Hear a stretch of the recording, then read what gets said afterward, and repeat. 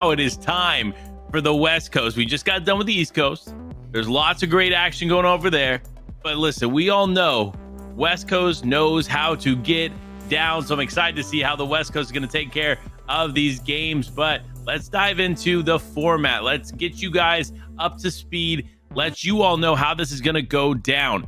Elimination cap here on all of these games today is going to be 20. That means you can only get points for 20 eliminations per game, each elimination being 2 points, and every placement you get between 21st and 30th is 1 point. Every placement you get between 6th and 20th, 2 points.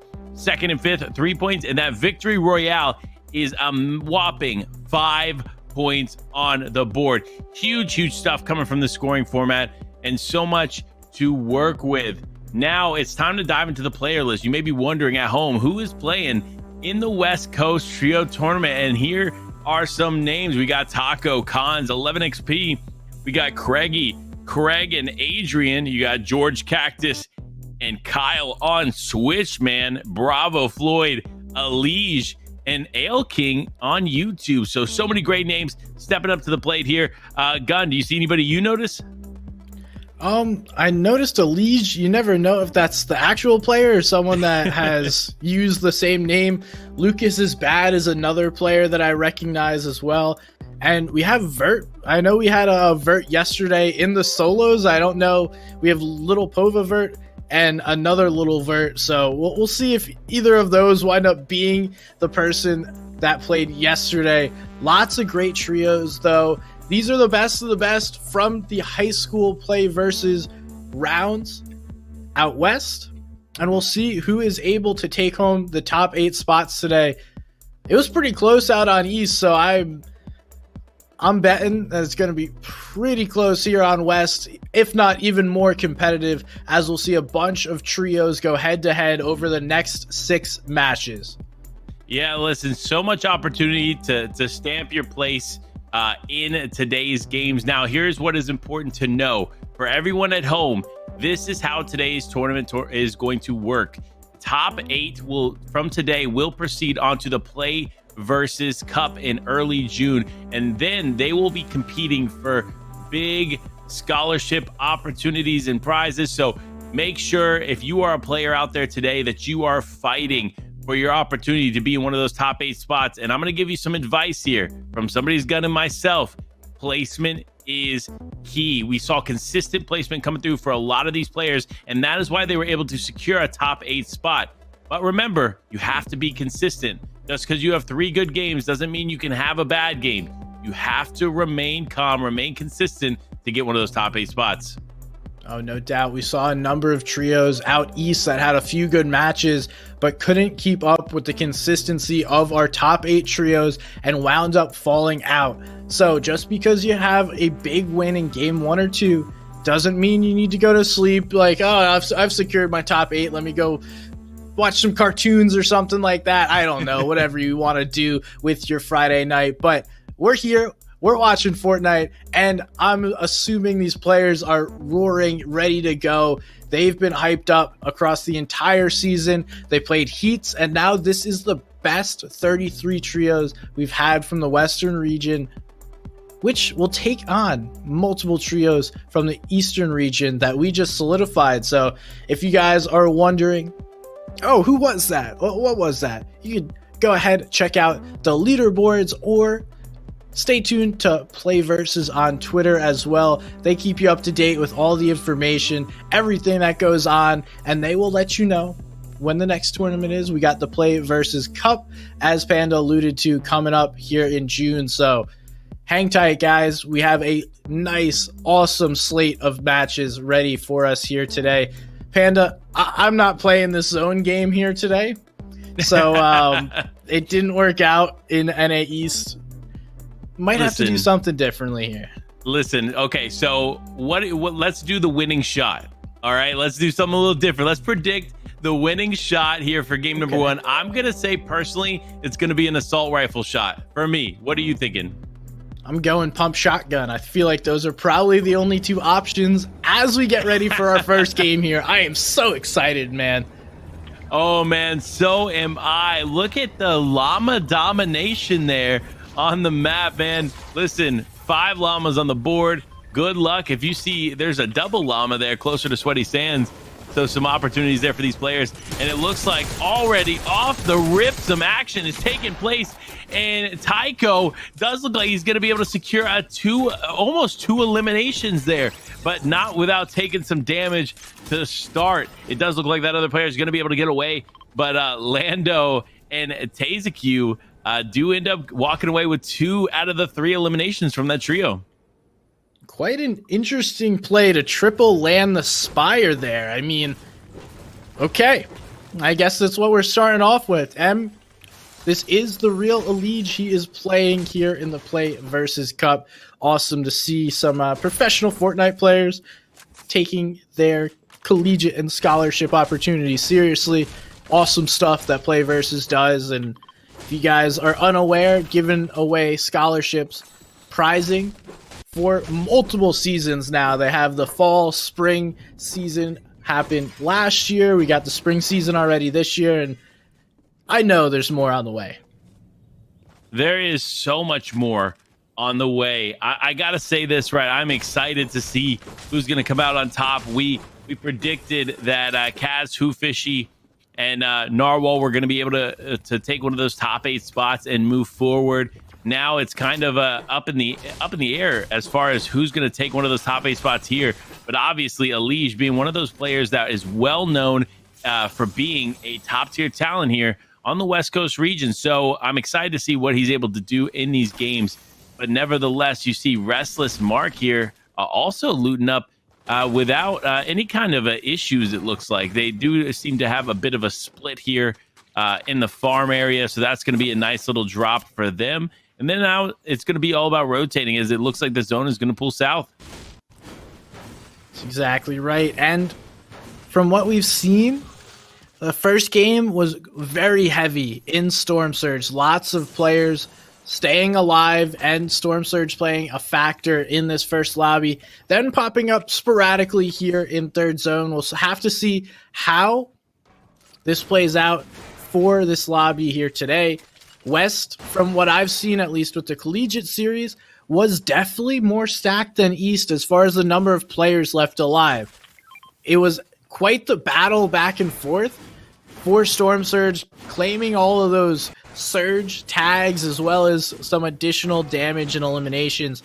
We're up to 89. Looked like we were at 87 for a second, so players are getting rebooted. If you thought you weren't going to have to deal with Storm Surge, it's definitely coming into play right here in this match. It'll pop up, let you know where you're at in second zone, and then starts taking effect here in third zone.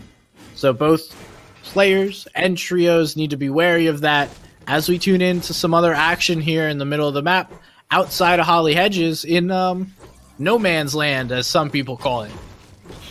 Yeah, look, no man's land is definitely right over here outside of the zone, but fortunately, it does look like it's going to work out here for Ruthless, Kenny, and Ghosted, as they're going to be able to at least upgrade a little bit here as he immediately moves over and finds an uncommon makeshift shotgun versus the honestly common one that he had, the gray variant there. So that's going to be good regardless. Now Ruthless just trying to take advantage. It does look like is Kenny is still in this match here. Ghosted though, trying to rotate around. It does look like another team is close by, so if they are not careful, they could be in an engagement pretty early on in this game. And we'll have to see how that plays out. Tuning in with Habit, Shiesty, and X Erie is what I'm going with here. If we say your name wrong, please let us know. It's not on purpose. Oh, Apex hitting that shot. What a big one there. Getting that elim quickly, and that poor player just disappeared. Sorry, Hooded Fox. Gotta watch out for your surroundings here. Yeah, you definitely have to be careful. I gotta say this. Look, Janny Willis, Zello, Apex, they're off to a solid start. Just getting the 2 points from an elimination is where you want to start off, but you have to make sure you're not going to overextend, especially in an area like Colossal Crops, where it's very, very central, and all these teams from the north are going to start rotating in this direction. So if you take some fights here, you could ultimately find yourself taking an engagement that you don't want to take. right? You're going to get third partied. You're going to have to deal with just the anxiety of still trying to rotate forward. So you need to be careful. If I'm Apex, Jenny Willis, and Zello in the situation, I'm just going to continue moving. I'll kind of loot through this, hit a few things here and there, but ultimately I want to make sure that I'm positioning myself in zone well.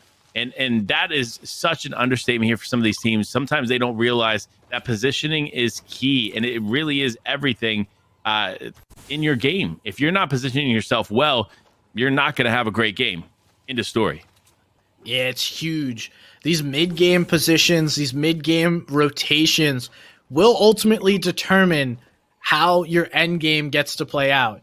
You may not think it matters where you're putting yourself in first and second zone, but every single piece that you have to then do afterwards, say you get to play edge of first zone, and then you get held trying to rotate to second zone, and then you get held trying to rotate to third zone, and you don't even make it into fourth zone. Well, that is because you've rotated too late or put yourself in a poor position too early on in the game. So all these things matter. You can't just negate the early phases of the game and move forward pretending it doesn't actually determine where you turn up. Yes, okay, maybe you can still make rotates if you play certain positions, but obviously there's best positions for Storm Surge, there's best positions for rotates, and you have to balance all of that all together. Yeah, it's all about balance here today. Listen, it's about balancing in life in general, man. If you're not balancing what you're doing, especially in a tournament format like this, you're gonna fall behind. And now you see Scheist and Habits just dropping down here on this team. They had a nice high ground position that they could have potentially just held there, but nevertheless, they do get the knock there on Solstice, and they continue to take every advantage here in this fight. The shots are coming off, eliminations coming through here for this team, and they're just looking to put more and more points on. We know the West Coast as one of the most aggressive regions in all of Fortnite, and this is why they continue to push on despite being in Storm and just try to finish up and get a few more eliminations. And so much loot. That trio that they were able to knock seemed to be stacked, and now Toxic's just gonna have to rotate on out of there, hope that the trio that we're watching here of Scheist, Habits, and Xeri doesn't continue to push. Then can go back, grab the reboot cards, and then continue to play the game. Looks like Scheist wants to go for some upgrades here. I don't blame him. It's an awesome little bonus to the game at that mini junk area, hitting the upgrade. I try and prioritize upgrades or different kinds of mechanical parts every single game, so I'm getting that boost in my inventory. Yeah, the boost in the inventory, look, it is keen, right? Obviously, when you put those power weapons in your inventory, like the epic pump shotgun, like the epic assault rifle, you know that you're going to be in a better position going into in late game. Now, I gotta say this, right? I think people have been prioritizing the pump shotgun quite a bit, but you need to not lose sight of the impact that you can have with an assault rifle in the later parts of this game, especially if you can get a high ground position. High ground is going to be key and is really going to go in the favor of the person that has the best assault rifle aim. If you can control everything going on below you with an assault rifle, you can easily take a game only with that gun. Now, here's the difference, though. You see the assault rifle shots coming out towards Axe, and you see him not responding. This is another situation, right? He's got the epic variant of the assault rifle. He can easily return fire, but maybe in this situation, he just doesn't feel comfortable trying to shoot back. And that's why we see these players just continue to attempt to rotate through and try to make do with anything that they can find. Sometimes you just got to stop and let people move on past. That way you can move on past later on after everyone's cleared it out. We'll see how these guys decide to play here with Axum Ranger, Saul, and Kitzer. Obviously looking to get some extra materials. Never a bad play just to farm up here. And again, prioritizing the mats and positioning is always so key. We now check out some other trios. Lots of people here on this western edge of this zone.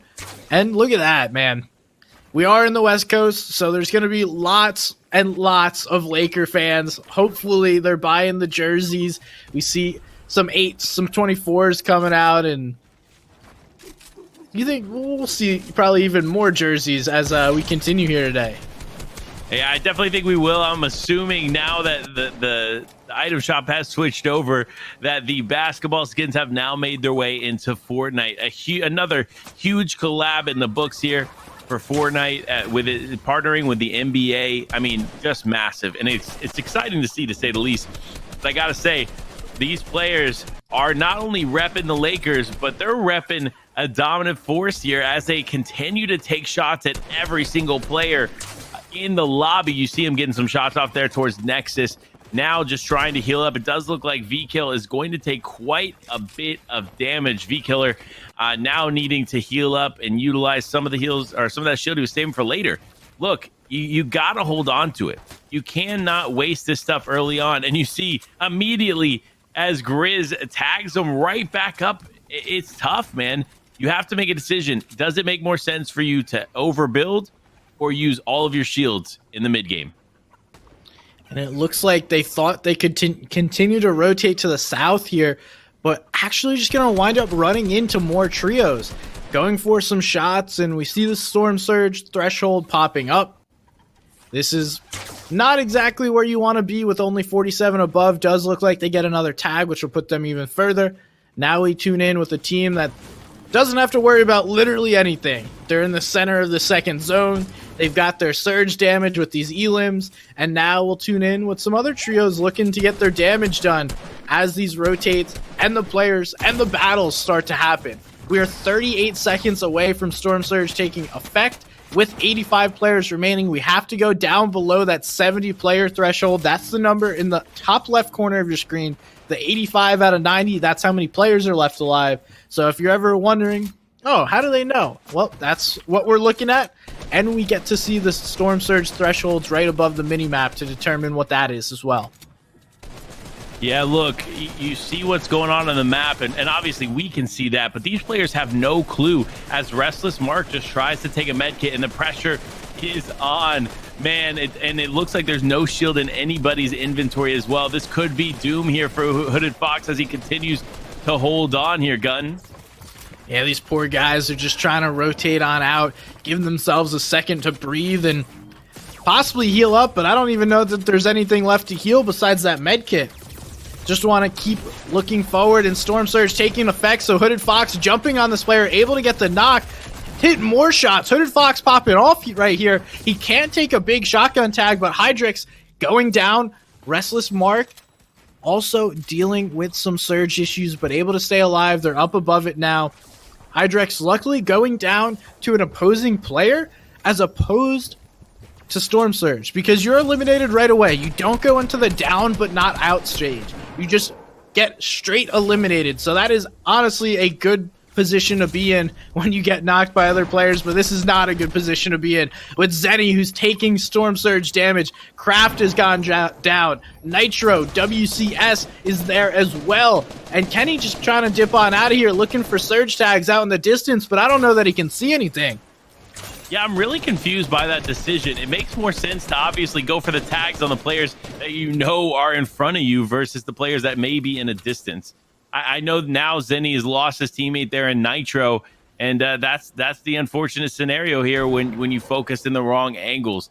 Now Zenny's just going to try to hold on here by himself as a solo player in a trios event. That's going to be tough for him, to say the least. But nevertheless, we switch over here to Sub Dragon and Pure Razor. Razor being definitely a player that's stood out here recently in the West Coast region. And I'm excited to see if he's going to be able to compete today in a high level. You see, he's already got 3 eliminations on the board. That is 6 elimination points alone here. And that's going to be a good start here for this team, because guess what? Eliminations mean a lot in this format. But remember, you cannot lose sight of the fact that placement is king. And we see this trio rotating in late here in this third zone. It'll be interesting to see if they get held. Obviously, you want to try and avoid that line of sight from multiple players. Breaking line of sight is huge. Here's a trio actually rotating right in front of them. And unfortunately for the trio we were just watching, these guys are going to stop a little bit. So cause some issues. Possibly build them a path, though, as everyone continues to rotate through. Looks like Kite is going to get tagged up. V kills ZR in a good spot as far as his rotation can go. If he can get past some of these builds and just follow this path, they'll be chilling here. And it looks like Kite's trio already looking to make the rotation. Oh, they're looking for high ground plays here. Maybe not what you want to do when you're a solo, but nonetheless continuing to move on in, able to get in the zone, and now has to avoid being focused by multiple trios right now.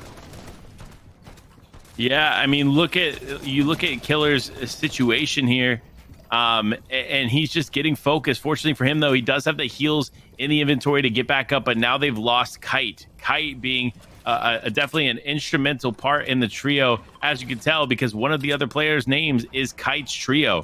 So with Kite being down, it's definitely going to take a toll here on these players.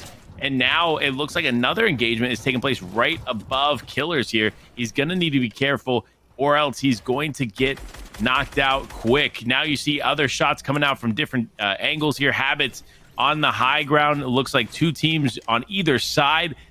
This is a tough situation to be in, to say the least. If he does not begin to rotate now, they could end up falling here in a tough spot, because the zone is going to be coming in here shortly, and this is fourth zone. So placement is key when it comes to this zone, so you can set yourself up for success going into the first moving. It looks like Scheist and Co. want to go up and over this trio right in front of them. Play one of these high ground positions. We see Solstice over there playing another height position here in this fourth zone with Toxics. I believe that Solstice was knocked earlier, so good work by Toxics to be able to get him back up. We do see Hooded Fox go down there in the feed, as well as Restless Mark. Nice little double elim action. The 220 maybe hitting the bow. You never know.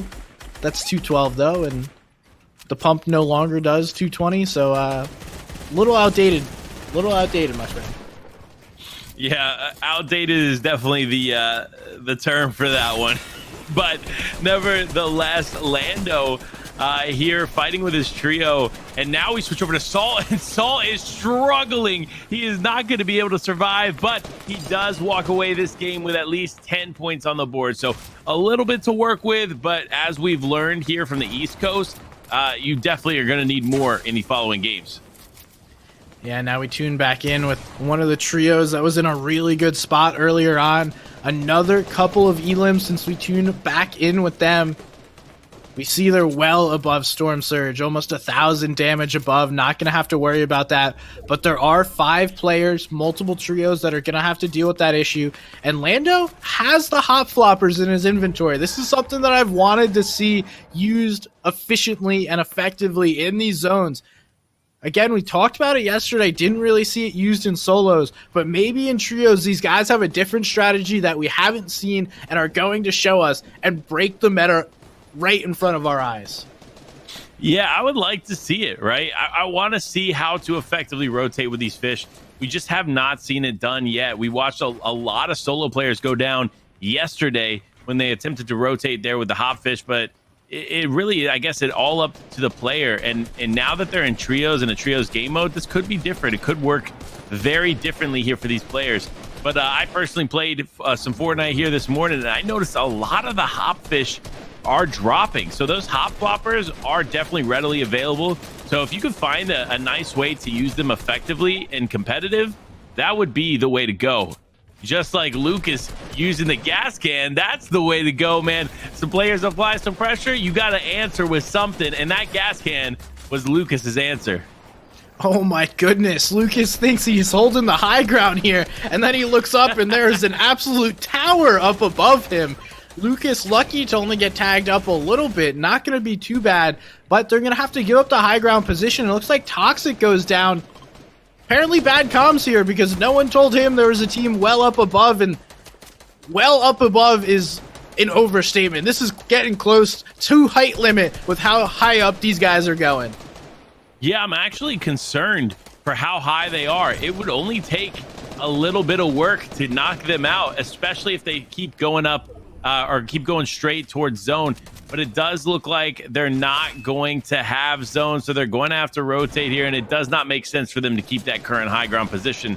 However, Lucas is still looking to try and take over high ground as much as he can. You see Trev up there on the top. just looking down with, and then you see the bow plays too. I mean, there's just so much going on as this game continues to unfold, but these players need to start making some moves. Yeah, so hang with me for a sec. That team that was all the way up there was on the hop floppers, or we know that they have them. They may have not actually used them yet, but that could have been the play. Use them to take high ground. I'd be interested to know if they still have them.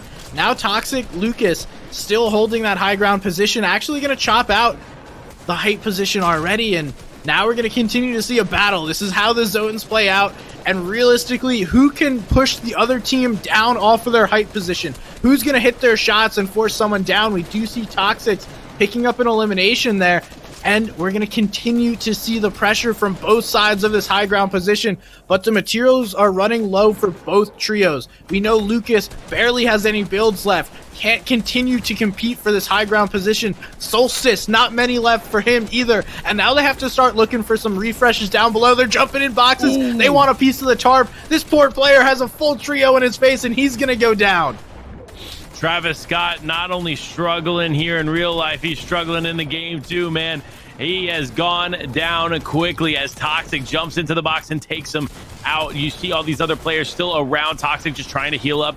And with this refresh that Lucas was able to pick up, it's going to help them survive just a little bit longer. They're definitely struggling on the material front, but they still have so many opportunities here with that loadout. You see the power weapon being the pump shotgun in each one of their inventory, but no, Lucas ends up going down. Now Solstice needs to get the heals off here and keep moving with only one build remaining in the inventory. This is going to be a tough turnaround here if Solstice wants to walk away with the victory royale. And we see Kyle is on Switch right now. Very difficult to play on the Switch, but I respect it if he is. He has taken the high ground. They're pressuring down below. They're in the Christmas spirit and delivering presents in the form of AR ammo into players' heads and bodies, dropping them all over the place. Only 4 other players remaining besides this trio. They're having a big first match. Multiple eliminations coming through. The AR spray continues. They find Solstice. Only one other duo remaining. They see the players down below. The shots continue to come. Can Kyle and Switch close this out? They're going to not run out of AR ammo. There is one shot. Now is it going to come down to Sunny? Who is going to close this out? And Sunny does get finished. It's going to be Jorge, Owen, and Kyle on Switch taking game 1. Wow. Oh, wow. Again, just another example of high ground dominance taking a game, and just an impressive performance, right? Now let's dive into replays. Let's look at all the action that we got to see here throughout game number 1, because there was so much action. We literally had nonstop plays going on here, starting with Goose right off the rip. Going up against this team with Lando and Trev, they do get 2 eliminations, but one player was able to sneak away. And poor Saul here, you hate to see that happen. It does happen occasionally. Now we have the NorCal 5G squad with Nathan and Co. These players just barely staying alive, hitting some shots in a box, and what a play there. And now we get to see Kyle on Switch. The guy himself who was able to take home the victory royale.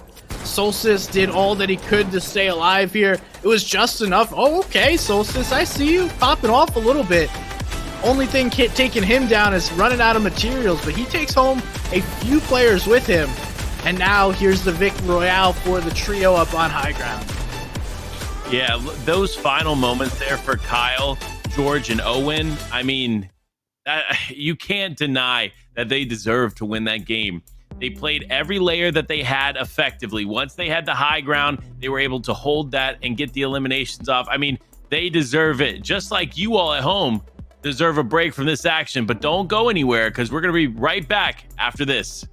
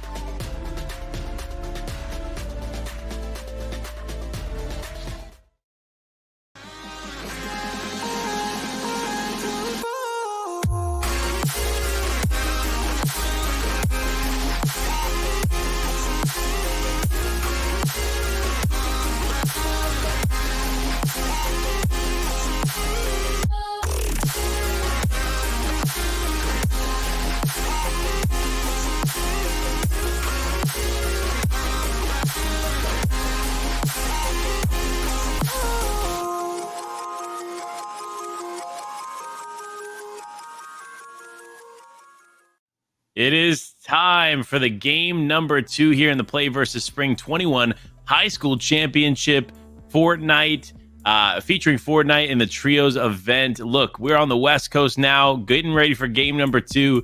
And I got to say, West is not disappointing, man. They put up a lot of numbers there in game number 1, and the action was pretty consistent. Yeah, no doubt. Let's take a look, see if our team that won that match was able to finish on top of the leaderboard, or did somebody pop off? And no, Kyle on Switch, oh, when? And FaZe Jorge are able to get that first place. They popped off 81 total points and hold a solid lead over second place. But Lucas is bad, Solstice and Toxic, thanks to Solstice's solo clutch, are able to jump into that second place. Solid performance for him there. It definitely was a solid performance, and a solid performance for this list, right? Because remember, top 8 is going to proceed onto the Play vs. Cup in early June. So make sure, if you are a player out there, you're competing in this, you want to make sure that you are putting up the numbers to get yourself in a top 8 position. And as of right now, it's not much to get into top 8. So you see 11th place being in 36 points and 20th being in 12th. Like, there's so much opportunity here for growth and for a comeback. You see Kite's Trio and Toxic down there. You see Taco Cons and 11XP. You even see Alige, Dossie Glock, and Ale King right there in 14. So some great names here still in this competition. As we dive over to the 21st to 30th, we look at the points here and you see it. 30th place is only 1 point. So one game can turn it around for all of them. And one of our crowd favorites of today, Hooded Fox, finding himself struggling a little bit early on here as he's only in rank 22. But I believe he's got the confidence to come back in the later part of this tournament. Yeah, I saw Hooded Fox come into the chat earlier talking about how hyped he was for this. I'm hyped for you, Hooded Fox. You got yourself a fan in somebody's gun here today. I'm going to be rooting for Hooded Fox, see if they are able to make the comeback. I know it's only one game. Game 2. Now, we saw lots of high ground plays and some like, oh my goodness, how high is that kind of plays.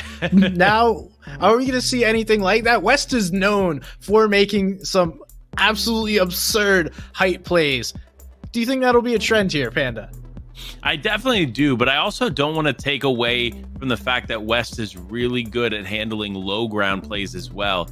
I mean, you look at some of the top West players, they are well known for being low ground warriors. So while the high ground plays have been insane so far, and it really has been a dominant thing to have throughout not only West Coast, but East Coast earlier as well, I definitely want to see some low ground plays take effect. Now, the final shot of that game, I'm going to be honest, I was so pumped, I missed it. So I'm not even sure what weapon took the victory royale earlier, but we got to prep for game number 2. What do you think is going to take it, the pump shotgun or the assault rifle? So I believe it was the AR coming through there. There was essentially all 3 players were firing away. So again, like, you didn't see which player got credit for the elimination. Yeah. Nonetheless, I'm going to stick with a pump shotgun. I'll stick with my guns, literally. Hey, you're sticking to your guns, and I'm going to stick to mine, man. The assault rifle is going to come back and take game number 2 as well. But listen, we're almost in. We're almost time to get you all on the battle bus and watching all the action here in game number 2. But we want some of your predictions. Go ahead and spam down in the chat. Let us know who you think is going to come out on top here in game number 2, because we got some fan favorites. We've seen you all. We're reading the chat along with you all. We see you guys rooting for Hooded Fox. We see you guys rooting for Alige. We see you guys. We want to know, who do you think is going to come out on top here in game number 2? But personally, for me, I think we're going to see a repeat, man. The Switch King himself is going to come back and get a second victory royale back to back. Oh, okay. That's a bold take. I'm gonna go with our trio. I believe it was Lando. They had the hop floppers. They were doing something, That's taking true. that high ground position. I'm gonna give it to them. They didn't pull zone in that previous game, but if they're able to get it here in this game on a hype position as strong as they were, I think they'll be chilling up above in a great spot and take home the W. Yeah, I definitely can agree there. I think Lando's team, that company, they have what it takes to perform at a high level. They have what it takes to get that victory royale. I think they just need the opportunity to do so, right? And maybe they just didn't have the opportunity there in game number 1. But game number 2 here is almost underway as we get ready. I am just stoked for this action because, listen, West is not disappointed, man. They have continued to push up against everybody. That's why we've been able to flip through these games. That game number 1 was literally a breeze because it was just action after action after action. So I'm excited. West Coast, man, you're making a panda happy here late at night here on the East Coast, and I'm excited to see more of that action yet to come here in the next few hours. Yeah, no doubt. And I'm sure they'll deliver for us here, Panda. Again, we saw quite a stacker there in game 1. Every single zone was basically going to Storm Surge. We'll see if it continues to pull through on this Western Coast.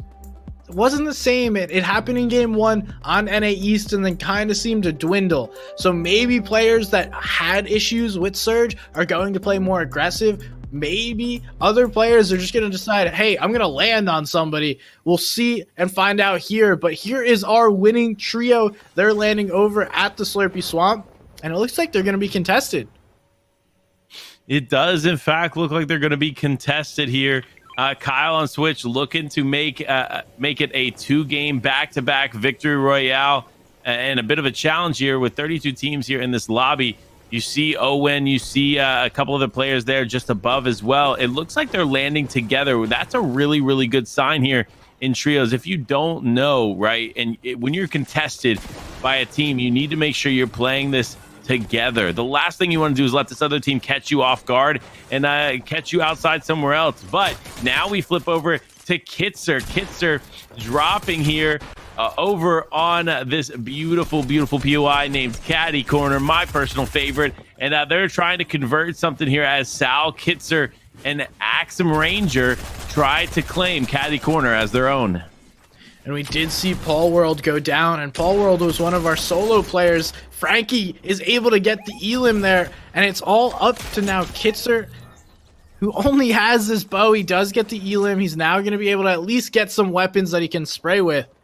Frankie right there on one of the opponents. Going for the res. Is Kitzer going to try and grab him? No, not able to. Frankie hits a shot. Kitzer hits one right back. Getting the elim here. Kitzer continues. He jumps right in the box. Can he hit the shots? And no! Kitzer goes down. Frankie on top.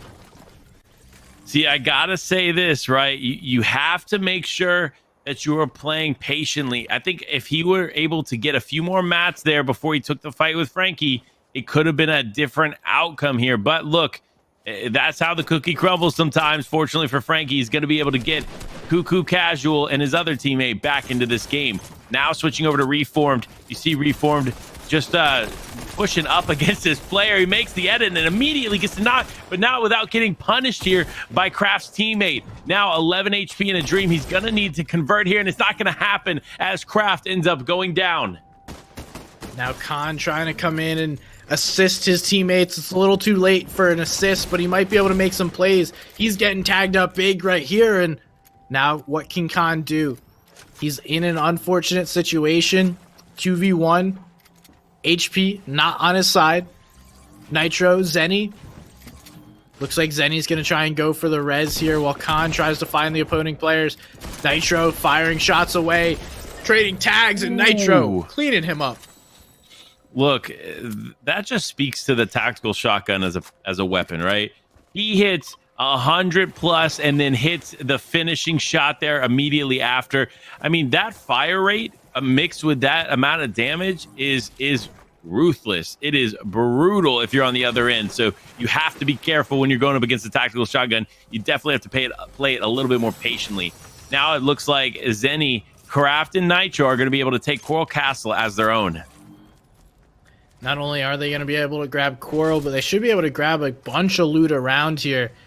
This is a drop spot that used to be lesser than it is currently. You know, there just used to be a few islands chilling around, and then the Shark was added, and then Coral Castle was added, and now we have tons of space here. But tuning back into what's going on at Slurpy Swamp, we have several teams nearby, and our game 1 winners owning this main building, the high ground position, not necessarily stacked or exactly where they want to be, but doesn't matter. They'll be all right. They're going to win this engagement, I believe. I believe so too. We saw how great they were playing up against these players in the end game. Now it's about seeing how they can handle themselves with a little bit less loot than they did in that later round. And it looks like, even though I say that, the bow's coming out and George is getting cracked up here, man. Listen, it looks like maybe the person that's shooting at him is on phase with those trick shots with that bow. But Kyle and Switch now up on the high ground, just trying to get to some material and hold this position here. They are in zone, so they don't necessarily have to worry about rotating, but they have not been able to effectively loot, in my opinion. So they are still going to have to focus somewhat on getting loot, getting a nice position in zone, and trying to work off of that. Now we'll see how many other players and trios are going to rotate into this area. Once you start firing away, that kind of keys everyone in the area. You hear that, you're like, oh, nice, third-party action. Maybe I can get some free elims. But that's exactly why Kyle's going up top. He's going to scout what's going on around him, not letting anyone come nearby or not letting this other trio here at Slurpy Swamps get some shots on him. At the moment, he doesn't really have any info as to where Xeno and his trio are, so neither trio really knowing what's going on here, kind of just hanging out. And when zone pulls in your favor, you have the privilege to be able to do this. You don't necessarily need to be chilling or rotating at all moments. You can just wait, play this out, put yourself in a good spot. We see Kyle going to prioritize the AR over the shotgun. Interesting move there. Yeah, and in my opinion, the best move. Realizing that the assault rifle is going to have a bigger effect in his current game was definitely the right call. You do see, though, now switching over to Fletch. Fletch with power weapons to spare, 12 mini shields in the inventory. This is what you love to see. And I'm going to say this, smart play on his to grab the wheels, throw it on the taxi. Now they're going to be able to bounce their way and speed their way through this map, because it does not look like they are anywhere near zone. And we see them just going to start this rotation on early. Like he said, they got a good ways to go. We're having a Slurpy Swamp first zone, and they're moving on past. There's some players over at Zate Hill taking some shots at them. They've broken line of sight, though, so these guys should be able to continue on their rotation path and find a spot that works for them. Honestly, if we're looking at what they're working with in the loadout, I don't know that they need necessarily anything at the moment. Maybe just a few more materials, take a second and grab some different kinds of mats. Uh-oh, watch out. There's trees in the way, guys. Non-moving objects. Be careful of those. They sometimes sneak up on you. Yeah, it looks like Fletch is driving. He was paying too much attention to the players to the side of him instead of paying attention to what was in front of him, resulting in him running into that tree. But you do see that's going to be what happens every once in a while. But what is about to happen is Nathaniel jumping in the box and getting tagged up heavily as the shots exchange, and Nathaniel goes down. Now it's all up to his teammates, NorCal Nathan and Jaden, to step up and make it back. You see Kite's trio, and it does look like Kite is still alive as well. Now Kite's trio just trying to build up here as Nathan is attempting to take some shots. He's looking to try and figure out where is this player at. He finds him, he connects some shots, but listen, it's not always going to be enough. He needs to continue to press on. He's looking to take any kind of fights that he can. He knows this player is weak. His teammates communicated it. There's the final shot, and it is back to the lobby for them. Unfortunate for the Lakers trio. Do respect them rocking the Kobe numbers. Definitely appreciate that. Kobe fan myself, so I respect it. Thank you for that, boys. Now we see Nathan and some other guys rotating on through. Not in a bad position, and should be able to get the reboot onto his teammate, Nathaniel. We got Nathan and Nathaniel, only making it slightly difficult for us, but I appreciate it. Maybe they're both have the same name. It's like Kite and Kite's trio. Just want to make it easy with the same names. I can see that. I definitely could, right? But Kyle now actually he tries to build up here and maintain high ground. We know how good Kyle is at handling high ground situations, but he keeps getting tagged up from the distance. I think at this point it makes more sense to probably drop down, stop taking the fight in the way that this is, and focus on healing up, because Slurpee Swamp is going to provide all the shield and heals you need. But it does look like these other players are not ready to give up on this fight, as you see them push up right where George is, and Owen and Kyle still remain on top. This has been quite the engagement here. Has taken place from the very first moment all the way to this very moment here, and still hasn't concluded. No one's made a move that's going to change this. And we do see these players. Oh, big shots come through. Another big one. Now they have the advantage and could be looking to push, jumping in. Oh my God. Ooh. He's putting the team on his back and taking down all the players. A nice, easy trio wipe for our Game 1 winners. Yeah, look, that's the momentum you need, right? You think of the situation that as it unfolds, you have your first game, you obviously win your first game, you know you're excited, you get those early game jitters out of the way, and now it's just about keeping that momentum going. You want to just continue to win games, you want to continue to do well, and that's what it's going to take here. Now, you see A3 trying to make something happen. It does look like Whistly here is also trying to take some shots in the distance too. Does look like they're a little bit split up, not completely together. So they need to be careful, as Laser Rook does look to just be kind of chilling. There are quite a few players here in Weeping Woods, which is a good sign in my opinion to Weeping. Weeping is definitely a top tier POI that has been underutilized in previous seasons. And we've seen players like Tabney, Chip, and Teo take full advantage of Weeping Woods and ultimately end up in back-to-back grand finals because of it. So I'm glad to see other players are starting to pick up on this and take advantage. But one thing players are picking up on is the fact that stink bow is so effective. We've seen it time and time again here up against A3 and Rook and Whistly, because this trio is just trying to get away as much as they can from that bow, but they just can't seem to separate themselves from it. And it looks like somebody absolutely obliterated Weeping Woods. All of the trees have either been farmed or burned down, as we see different gas cans or possibly those fireflies burning down Weeping, and it's still on fire nearby with Janny Wills. As we see, they're right on the edge up against another player here, playing this patiently. We see right above Surge, so Surge likely going to play another factor, and Shice is going to go down. That trio did perform pretty well last game, as we see more trios going down, and looks like some FG versus FG crime right there.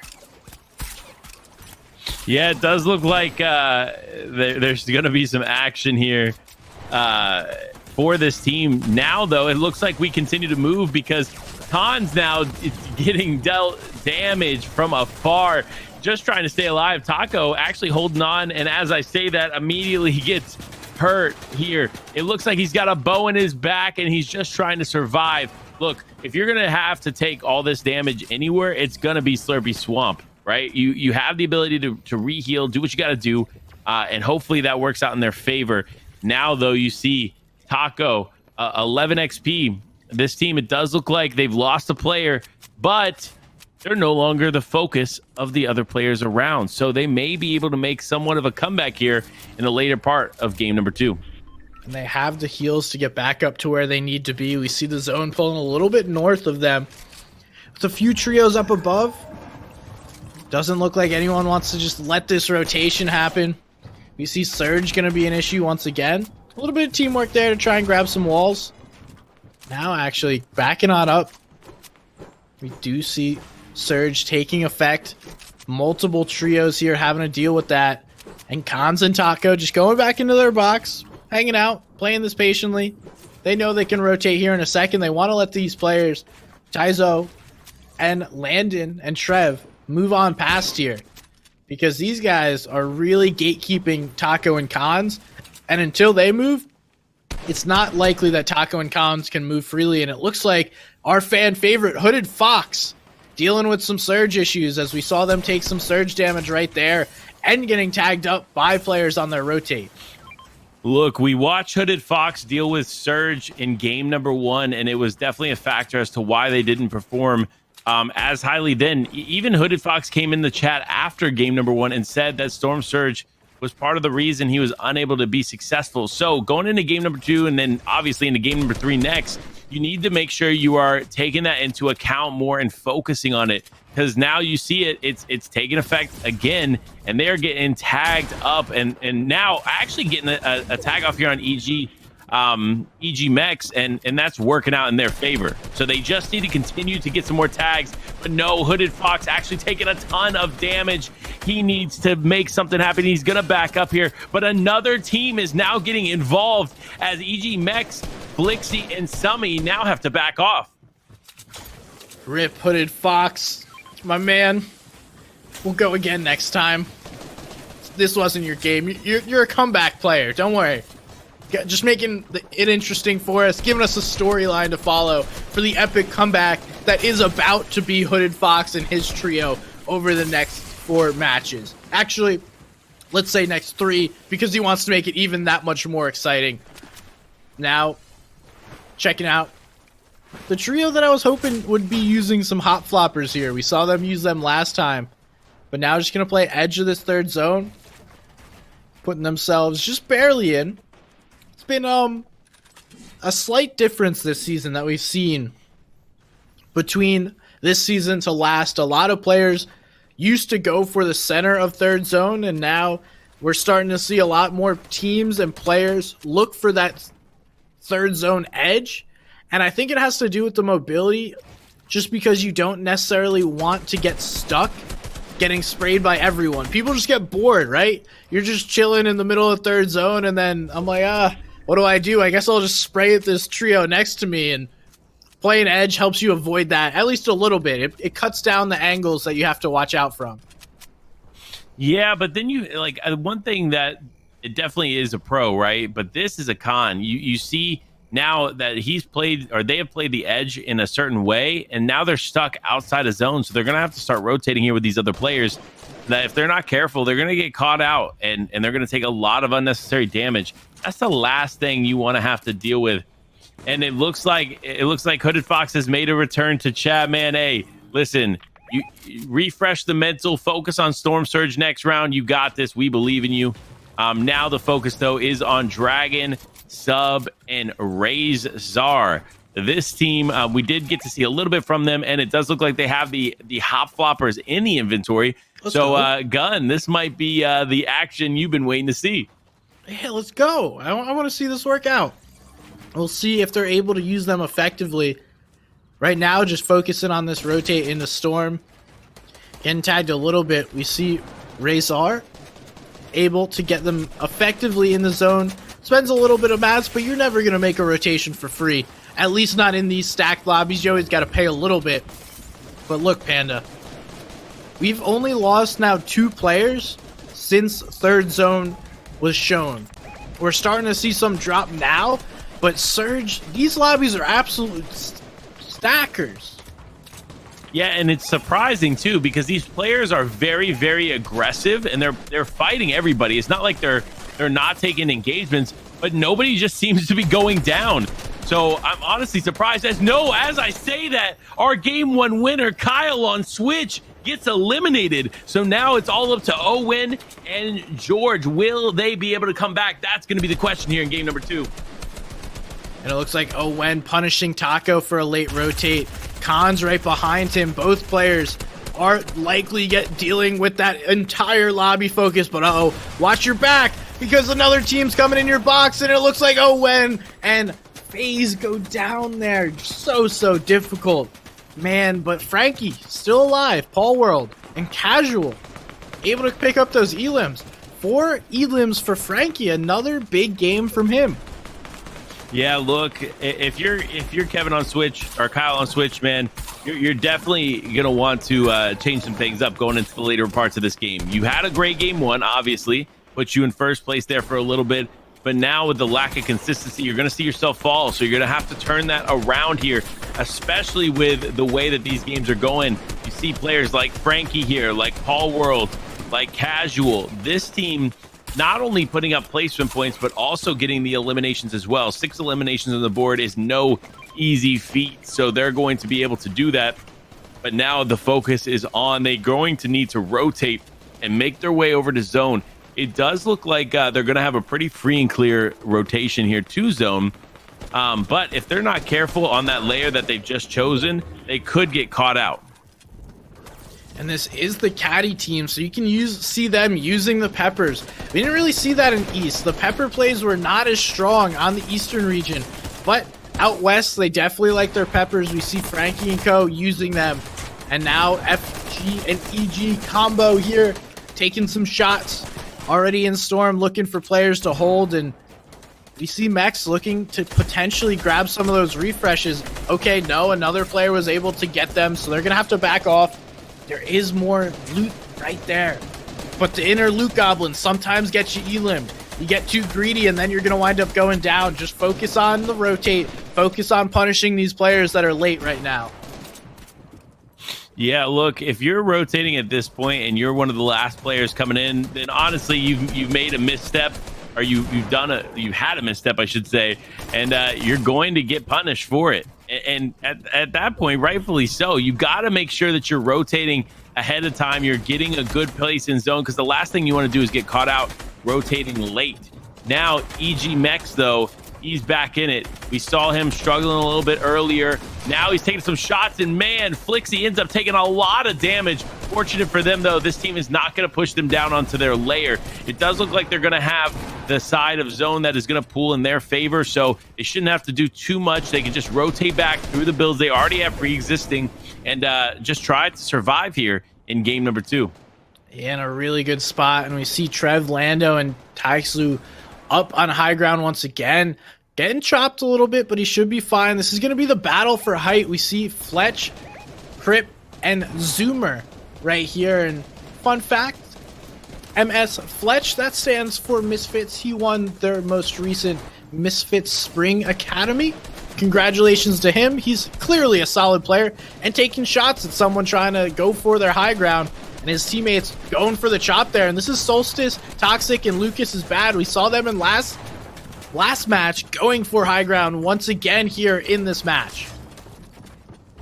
Yeah, look, listen, there's a reason he's on Misfits now through the Academy program, and that is because Fletch is an extremely talented player, and he's looking to prove that here with Zoomer and Crippy. This team trying to survive here. As I say that, though, Fletch does end up going down, and it looks like he's going to be out here of this game, though. Zoomer is going to step up to the plate, however, and he's going to get a quick elimination. Now we focus on Nathaniel. Nathaniel looking to try and maintain his mid-ground layer. It does look like he's got good control here of everything going on, but Storm Surge is active, folks, and he is almost 200 damage below. They're going to need to get some tags off, or they're just going to get relentlessly punished by the Surge. And look at what has happened. The Caddy team has taken over on high ground. They have 8 elims in total, and they're continuing to rack them up here. We see Nathaniel, and Jaden just dominating there on the low. Two teams, 2 stories, dominating their collective positions, and just pushing through. Anyone in their sights is going to get blasted by those shotguns. Nathaniel now has to back off, getting pressured by another trio. We see Paul World up top, continuing that pressure. It looks like this game's all but over. Is anyone going to be able to make a play for high ground? Or is Paul World Casual and Frankie just going to walk away with this one? Honestly, at this point, it may just go there to Casual, Frankie, and Paul World. But you see them getting eliminations there on EG Mex. Mex having a ton of issues here today. Now Nathaniel taking some shots from above as well. You see him, Nathan and Jaden. It looks like it's a low ground versus high ground situation. Potentially the last 2 full teams here, as you see Nathaniel, Nathan, and Jaden just continue to dominate on the low ground. The eliminations just continue to stack up. You see 11 eliminations on the board here for them as of right now. They're looking to just continue that reign of terror here, as another reign of terror is taking place on the high ground. You see another team just above Jaden.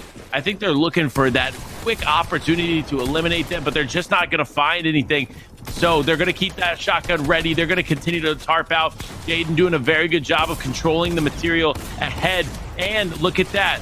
Communication is key. They're already splitting ahead, making sure that they're in a good spot here. And now it's time to drop down on this hill. So many mats for this trio to be able to hold and dominate this high ground. We see Frankie's getting pressured from up above, so already that team up on high ground is dealing with issues. High ground's dealing damage but not getting the eliminations. The trio that we're watching is Jaden, Nathan, and Nathaniel just popping off here on the low ground, cleaning up everything. You're walking into the Thunderdome when you're up against these guys, and now it's the final 3v3. Height versus low ground, a story as old as time. A story as old as time, and we talked about it earlier. We wanted to see who's going to be able to come out on top. Will it be Casual? Will it be Nathan and co? But no, Nathaniel by himself tries to survive, but it's not going to be enough as Casual takes him out on the low ground and gets the victory royale for him, Frankie, and Paul World. 13 eliminations and the victory royale. That second place team had to be right up there though in eliminations, and it was that close, like so close for these guys. An absolutely incredible second match, just seeing these guys go head to head. I'm honestly in shock. I have to see the replays. I need to see what happened in this game because it feels like it went by like that. And I'm excited to see how this unfolds. You see, here's George, Kyle on Twitch, and Owen, our game one winner, trying to struggle in there in game number 2. But you do see they do get some eliminations before they end up going down. You see 11 XP and Taco and Cons doing some work. You see Fluffy putting in some work. I mean, literally just nonstop action here in game number 2, Gun. Non-stop is right, and two of the trios that brought the most action we got to see in the first and second place. Don't forget Zoomer hitting some shots here, cleaning this up along with Crippy. We see Mex getting some eliminations there as well, Summy, but now it's the low ground domination time. We see the two trios going head to head, shots being traded, the elims coming over to Nathan, Nathaniel, and then the high ground. The other story, seeing what's going on, these guys just chilling up above, but ultimately it's going to be a tale of two stories right here with low and high going at it. But Paul World, he had this if he needed to. He was healing off, and Casual just cleans it up. Yeah, he did a really good job of cleaning up those final moments. I'm impressed overall, right? Casual and team, they did a very good job of identifying the situation, dropping down from height at the appropriate time, and taking advantage of the low ground. And that's why they came out on top there in game number 2.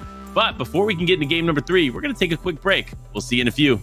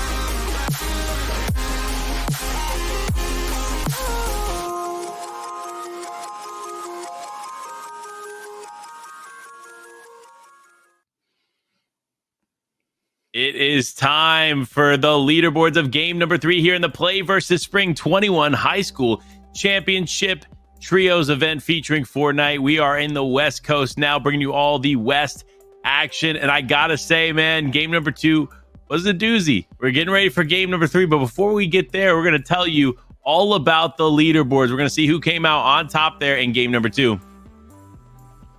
Yes, we are, and it is the team on low ground there. Jaden, Nathan, and Nathaniel able to take that. What a solid performance by them.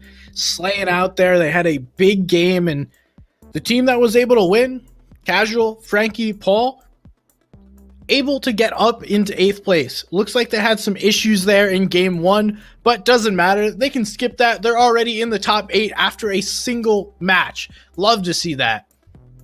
Yeah, you definitely love to see it, man. I mean, look at this progression here from one game to another. You see Jaden, Nathan, and Nathaniel making some big waves here, but 126 points on top and 72 points on 10th place.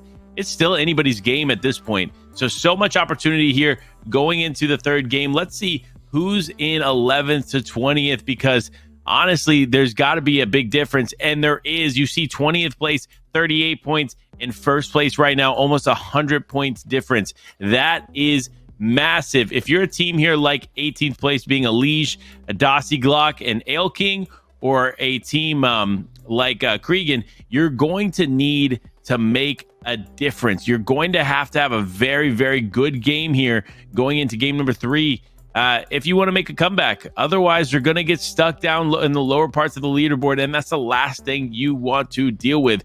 Now we look at the 21st through the 30th here on the leaderboard, and unfortunately, it does look like one of our fan favorites, Hooded Fox, has now dropped down to 28th place, though. I am getting promised. I see him in the chat. He's talking about how he's going to go crazy here in the later parts of the round, so I'm super excited to see a comeback from him, but as of right now, he is struggling. Oh, he's just trying to make it exciting for us. Didn't want to go too crazy in the beginning couple of matches. Then, he's the favorite. You don't get that comeback story that we get to follow over the next few games. He's a showman, really making sure that the viewers and us get to have the best games possible, letting Jaden, Nathan, and Nathaniel take over in that last game, as well as Paul World, Frankie, and Casual able to win that match, letting them get the spotlight. You love to see it. We'll see what goes on at Caddy Corner. We saw it contested last game. Casual, Frankie, and Paul were taking over Caddy Corner after missing the first match. If they go back, it was pretty close. Like, it's not like they easily won that contest of the POI. Now, this could determine a lot of things here, because that team clearly very good at this game. Yeah, it definitely can determine a lot. I mean, Caddy Corner, we already know, is a power POI with the peppers, with the upgrade NPC, with an NPC that now you can buy mechanical parts from, on top of the fact that you're already going to find several mechanical parts in the POI. I mean, it is a trio's paradise if they want to walk away here on top. But guess what? It's time. We're getting ready to dive in here to game number 3. And now let's talk about some predictions here, Gun. We talked about it. It looks like assault rifle versus pump shotgun, man. What's happening? What do you think is going to happen here in game number 3? I believe it was a tactical shotgun that was won there by Casual. So both of us chalked that up to an L. We'll come back next time. I'll take it. It's all right. I'm 0 for 2 right now. I'm going to stick with the pump shotgun. It has to happen eventually, right? I said this last time with the zones, and that just didn't happen, but I'm pretty confident. Pump shotgun. I'm actually going to change it up. I think it's going to be a bow shot. That's going to change the game, but we got to figure out who's going to find that bow first as we dive into game number 3. It is time. Let's see who's going to be flying here off the battle bus in just a moment. It looks like our first contestant is going to be Nathan and Dragon. Nice to see them coming off the bus here, and so much going on. It looks like a pretty even spread here across the map, Gun.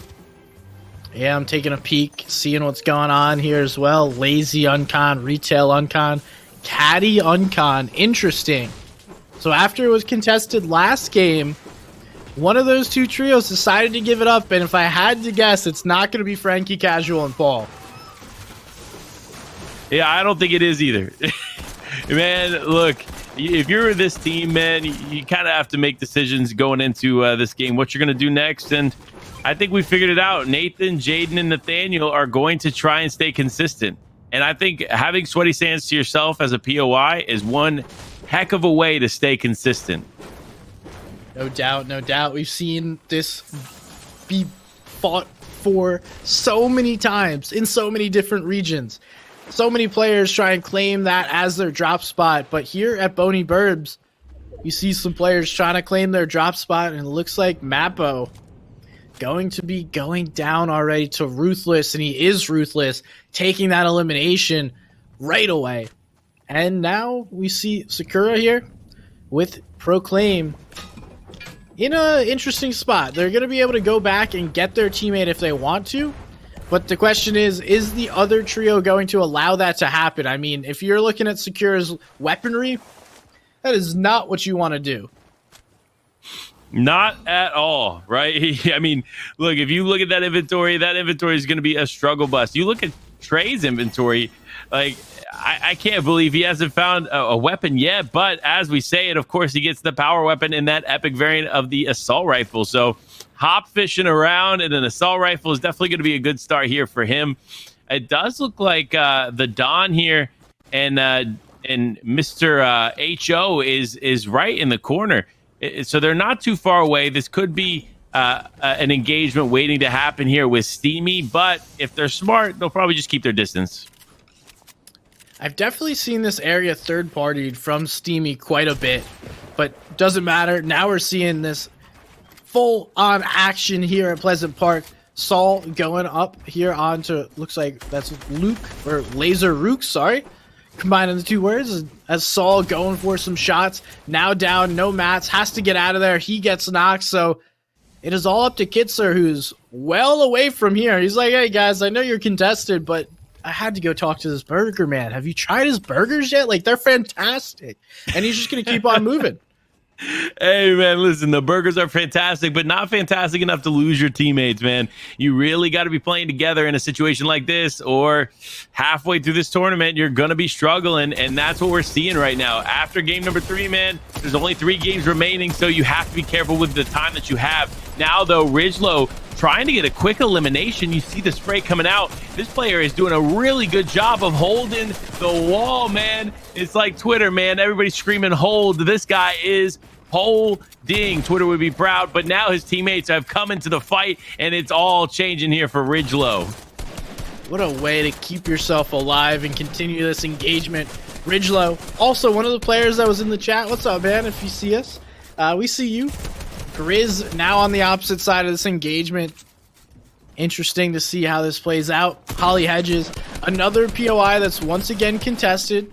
And all these contests, they're basically just figuring out who gets to claim this.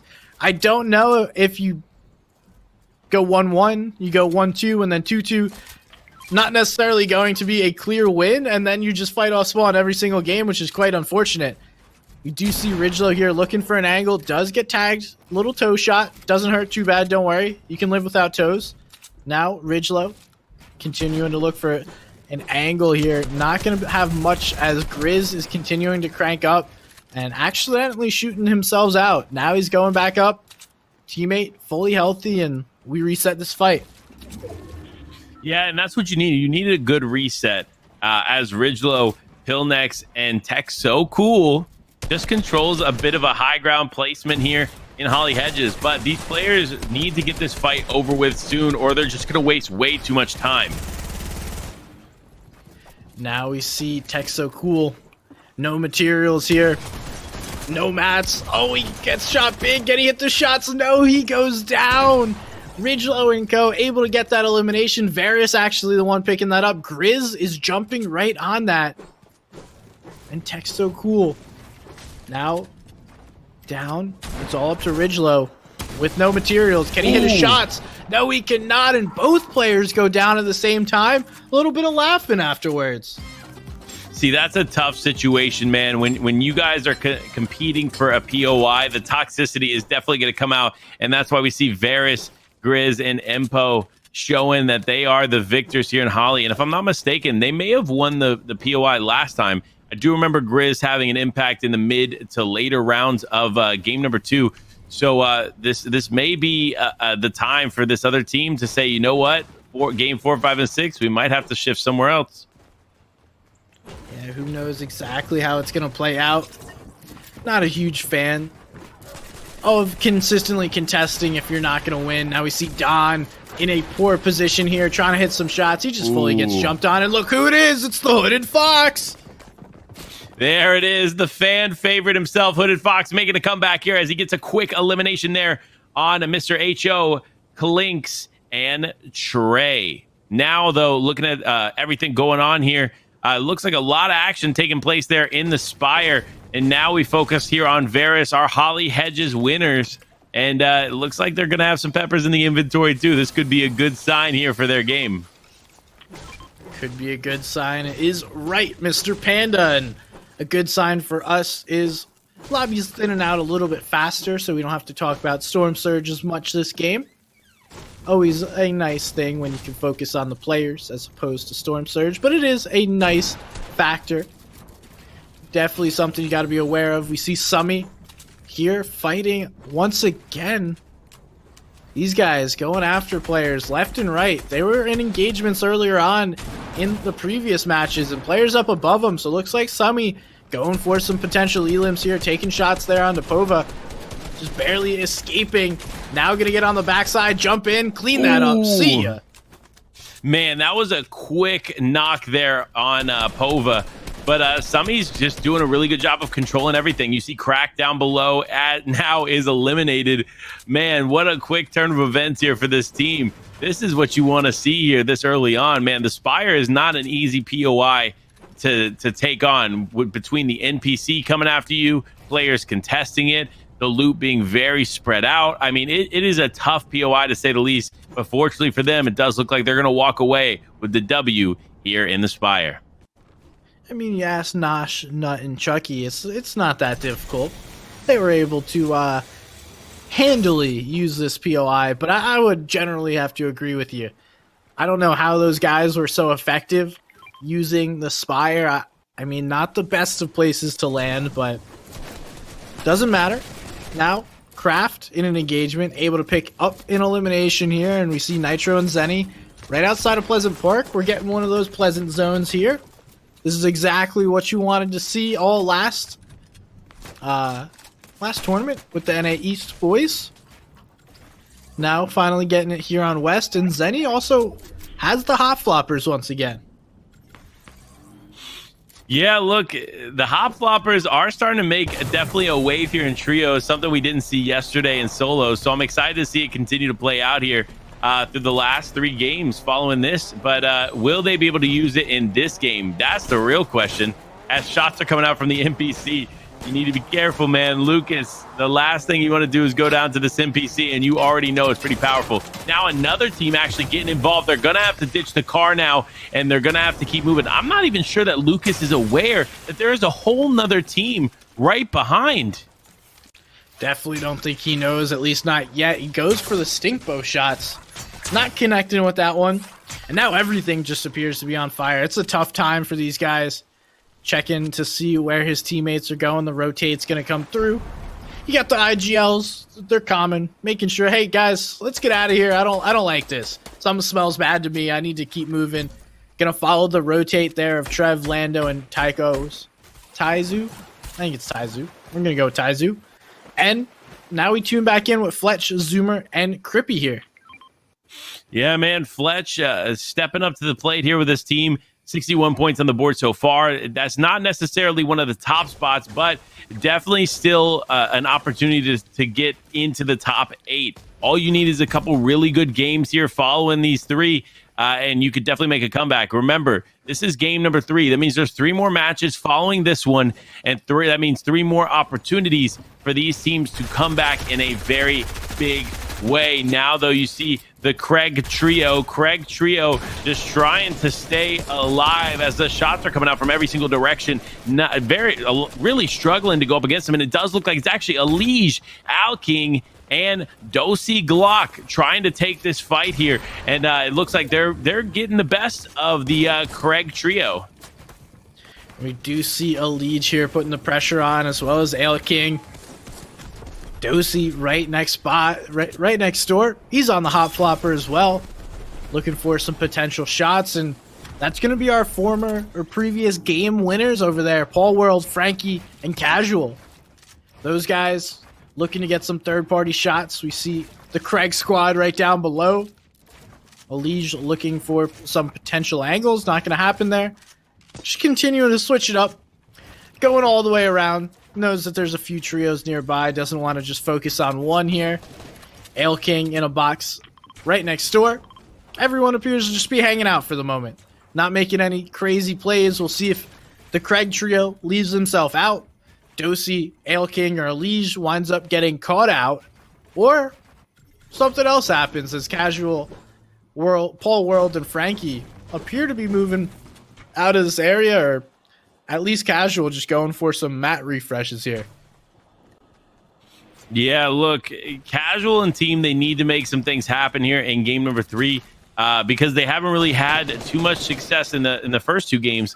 So now's their chance to kind of turn it around. Another team we haven't really got to watch much of is Bank, Mace, and CK. This team, we didn't get to see too much in the first rounds, but they were able to put 90 points up on the board, which is significant enough for us to recognize what they are doing. So hopefully they're able to keep that momentum here. And there it is. Some other players on the opposite side of their wall. They're going to take those shots. Nothing is connecting. They need to get closer if they want to take this fight in a certain way, but they cannot overextend. Look, they are 41 damage or 56 damage now above the threshold, but that is not a lot to work with. All it takes is another team getting a little bit more damage than them, and then they are below. So you have to be careful in these situations. And wow, now we see Ugadum taking out the Kite trio. It looks like there's one more player remaining in the trio, and if they're not careful, they're going to go down pretty quickly. I actually love this name. Ooh, get him. I think is what he's going for, maybe. Gonna go secure the loot, find the body there. And Potato and Zummy now nearby, but Ooh, get him should just be holding here, able to secure the rest of this loot. Maybe see what his teammates want. Chill down here. In a really good position for third zone. We still have Storm Surge going off, but these guys, absolutely nothing to worry about at the moment. Just going to continue to use those mats to build on out, give themselves some more space, and now we're back with the Craigs. With one player down, Craig only about 100 HP after he gets this mini off, and continue to see Dosey and Ale King putting pressure on. Gonna be a difficult play, and I don't know why Craig's trying to make this edit. His team's trying to get a res off. That's not where you want to be at. Uh-oh. Gas can coming through, able to block that off. Nice. Snags the gas can. What a play. Craig doing the little things. All right. Listen, that was the solid play right there in that moment. You needed to grab the gas can. You could not let them get that shot off on that, or you were going to be going down. But bam, you know what? Craigrian says he wants this. He wants the smoke. So he's pushing forward. He's making the edits. Nothing's connecting here, but he knows that he has potential to get a quick elimination. But now this other team has decided, you know what? I don't want the smoke. Craigrian, Craig, and Craig, listen, you do your thing. We will just go this way. Hey, maybe I'm going to become a Craigrian fan as well. Nice creative name, as we do see Casual went down. He was taken out by Kyle on Switch. So 2 game winners going at it, and Frankie's still fighting here. And it looks like his teammate Paul World has quickly dipped out. Frankie gonna get some revenge for his teammate. Some shots here by Frankie, and now Kyle on Switch's teammates are jumping right in. Where's Paul World to help? He's right behind. Buy yourself a second here, Frankie. Oh, he hits a shot. What a play. He's able to get the elim there. What a play. And now Paul World, Frankie playing this out as a duo. And it looks like Frankie just absolutely helping out his teammate. What a play. You love to see it. And now Owen. Uh-oh. Owen, you're a little too late, man. And I think you're going to have to go down here. It's a 2-tick. You got only 1 med kit. You got to pop it now if you're going to. Otherwise, you got to get into Storm. Is going to get it off in time. You see Frankie. Paul had 11 peppers at the moment. 11. So they can stay peppered up the entirety of the rest of this game here. Look, I'm going to say this, right? I've never met a bad Frankie. So this Frankie is stepping up to the plate and showing why he deserves to be a Frankie on top there. And listen, I'm going to I get that his name is Oh Get 'em, right? But I'm going to make it quick, right? So it's going to be Oh Get 'em. So every time he pops up on the screen, it's going to be Oh Get 'em. and I am Potato. Ogadam and Potato working together, though, doing a very good job. They know what they need to do. Now switching over to Crippy, Zoomer, and Fletch as they're just trying to heal up, man. It looks like they were taking some unnecessary damage there. They need to be careful of everything going on. And otherwise, they're going to get stuck out, and that's the last thing they need to do. It does look like Crippy, though, still does not have any kind of significant white health on the board for him. So he's going to need to find a fix for that, and fast.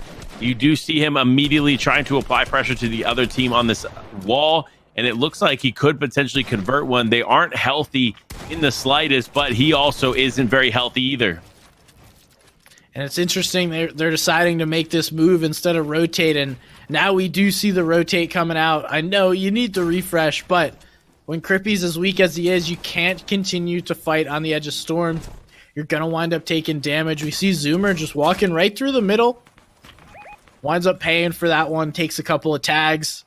Fletch going to continue to move on through. There is a campfire. Crippy wants to be bold. Not going to have time, though, with players at his back, players in front of him, all focusing him.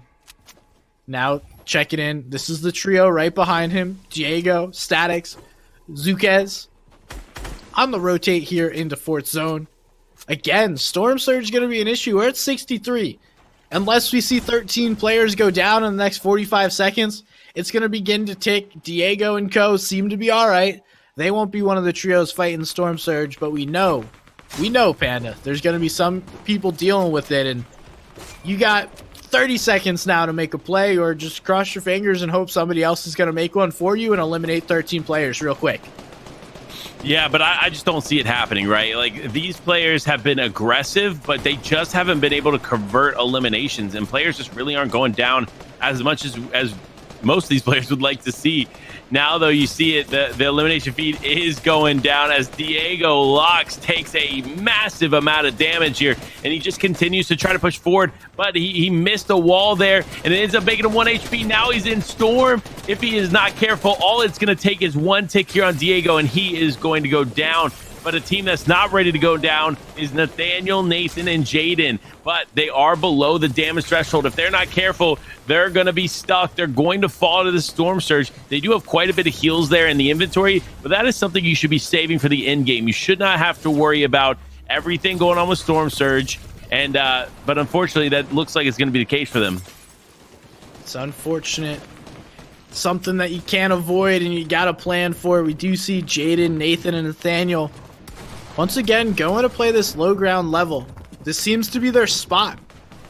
Maybe the commandment scented edgy of West? Question mark? Or are we claiming that way too early? Yeah, it might be a little too early, but you never know, right? Like, listen, all I'm going to say is they are the kings of the low ground. You can't, it's hard to compete, right? But Nathan, Nathaniel, and Jaden may be a close second. All I'm saying, they have so much potential here. Their inventory is stacked. They no longer are worrying about Storm Surge, but they are getting tagged up, though, by the Stinkfish. You could tell that was a Stinkfish instead of a bow because of the spread there on the gas. Now, if that spread is a little bit tighter, that it was most likely from a bow. But looking on the map, there he is, folks, the fan favorite, Hooded Fox, still alive here and trying to survive here with Restless Mark, his teammate. But it does look like it's just the two of them competing here in game number 3. And once again, we have a high ground battle between two teams that continue to push themselves up there. Frankie and Paul World up on high ground. We know they're going to make plays with the Peppers. But then Lucas is bad, Solstice, and Toxics also on the opposite high ground position. And nice, let's go. Hooded Fox pulling zone. Love to see that one. Should be in a good position to secure some placement points. We're down to 43 players. A good bit went down in this previous zone. And now Hooded Fox getting pushed out. They got to back off up into their other position. Look for another potential rotation path. And we'll see if they can own the high ground position. Shiesty coming into their area. Hooded Fox going to have to back off as well. He does grab the wall after it had been retaken. Getting the backside, not going to connect there. Continuing to rotate on through, and I think they found a path here if they want it. Yeah, and you know it's funny, right? They had a pretty good layer to rotate through, but then all of a sudden you see player after player just approach every single wall that they had connected, and it almost just didn't make sense for them to stay within that layer. Now, though, a good layer that we see here is Apex, Janny, and Zello holding on to a really good mid-ground level. Now you see them just kind of trying to compete. They're pushing forward. They're taking shots. And man, where did that come from? As Janny Wills goes down immediately, a player comes out of nowhere. It is pure race star, taking him out fast. Now it's all to Apex and Zello to make something happen. That was from the top rope coming in with that pump shot. We do see Zello here waiting for his teammate to get up to him. Gonna go for the medkit play. Now it looks like Apex is dealing with some issues as well, but gonna tarp ahead for his teammate. Check in with Rex and Mint. What is going on? So much chaos here in this mid ground. Dropping a player into their box. They're jumping right in. Rex gets wrecked, and down he goes. Now it's up to Mint and Trey to try and take this game all to themselves. We do see Jaden goes down in the feed, so not popping off as much as we saw them last game. It's hard to do back-to-back. Summy staying alive. Habit's also alive. Rex going down. Craigrian's gonna fall to Lucas's bad, and Nathan also gets taken out there by Mex. We'll have to see how this plays out for our top trios. Right now, it's not looking good. It's not looking good whatsoever, man. These teams are struggling to survive here in game number 3, and it's a tough one to say the least. You see the way that the zones have pulled back and forth on top of all these builds, and no, there it goes. Apex now gone down, but it's all up. It looks like it's Toxic, Solstice, and Lucas on the high ground. This could be a turn of events for them, as they have been trying their hardest to survive. And now you see down below Hooded Fox still in it to win it. Could we see a comeback here from Hooded Fox? That's the question. Oh, you know it is. This is what we were waiting for as he goes down. Uh-oh. Gave him the caster curse, but Paul World and Frankie are still alive. They're not on height, but they're playing this mid-ground layer pretty well, just forcing Ziri and Habits to tarp for them and following that path. It looks like they're going to go for a medkit play, while Solstice, Lucas, and Toxic still maintain the high ground. Now Mex in a good position there on low with Flixie and Summy getting another elimination there from Summy. And this is the low ground pop-off we saw, but from another trio here. This is continuing that low ground dominance, and high ground might be doing well, but you're not seeing the same thing, and they dropped them down. Down goes Paul World right into the box, but Frankie looking to make plays. Frankie gets traded out. Paul World still alive. Mex goes down. Summy sitting right in front of him trying to take the hop flopper, but no, he's going to hit the shot. And now it's up to Summy as a solo to try and clutch.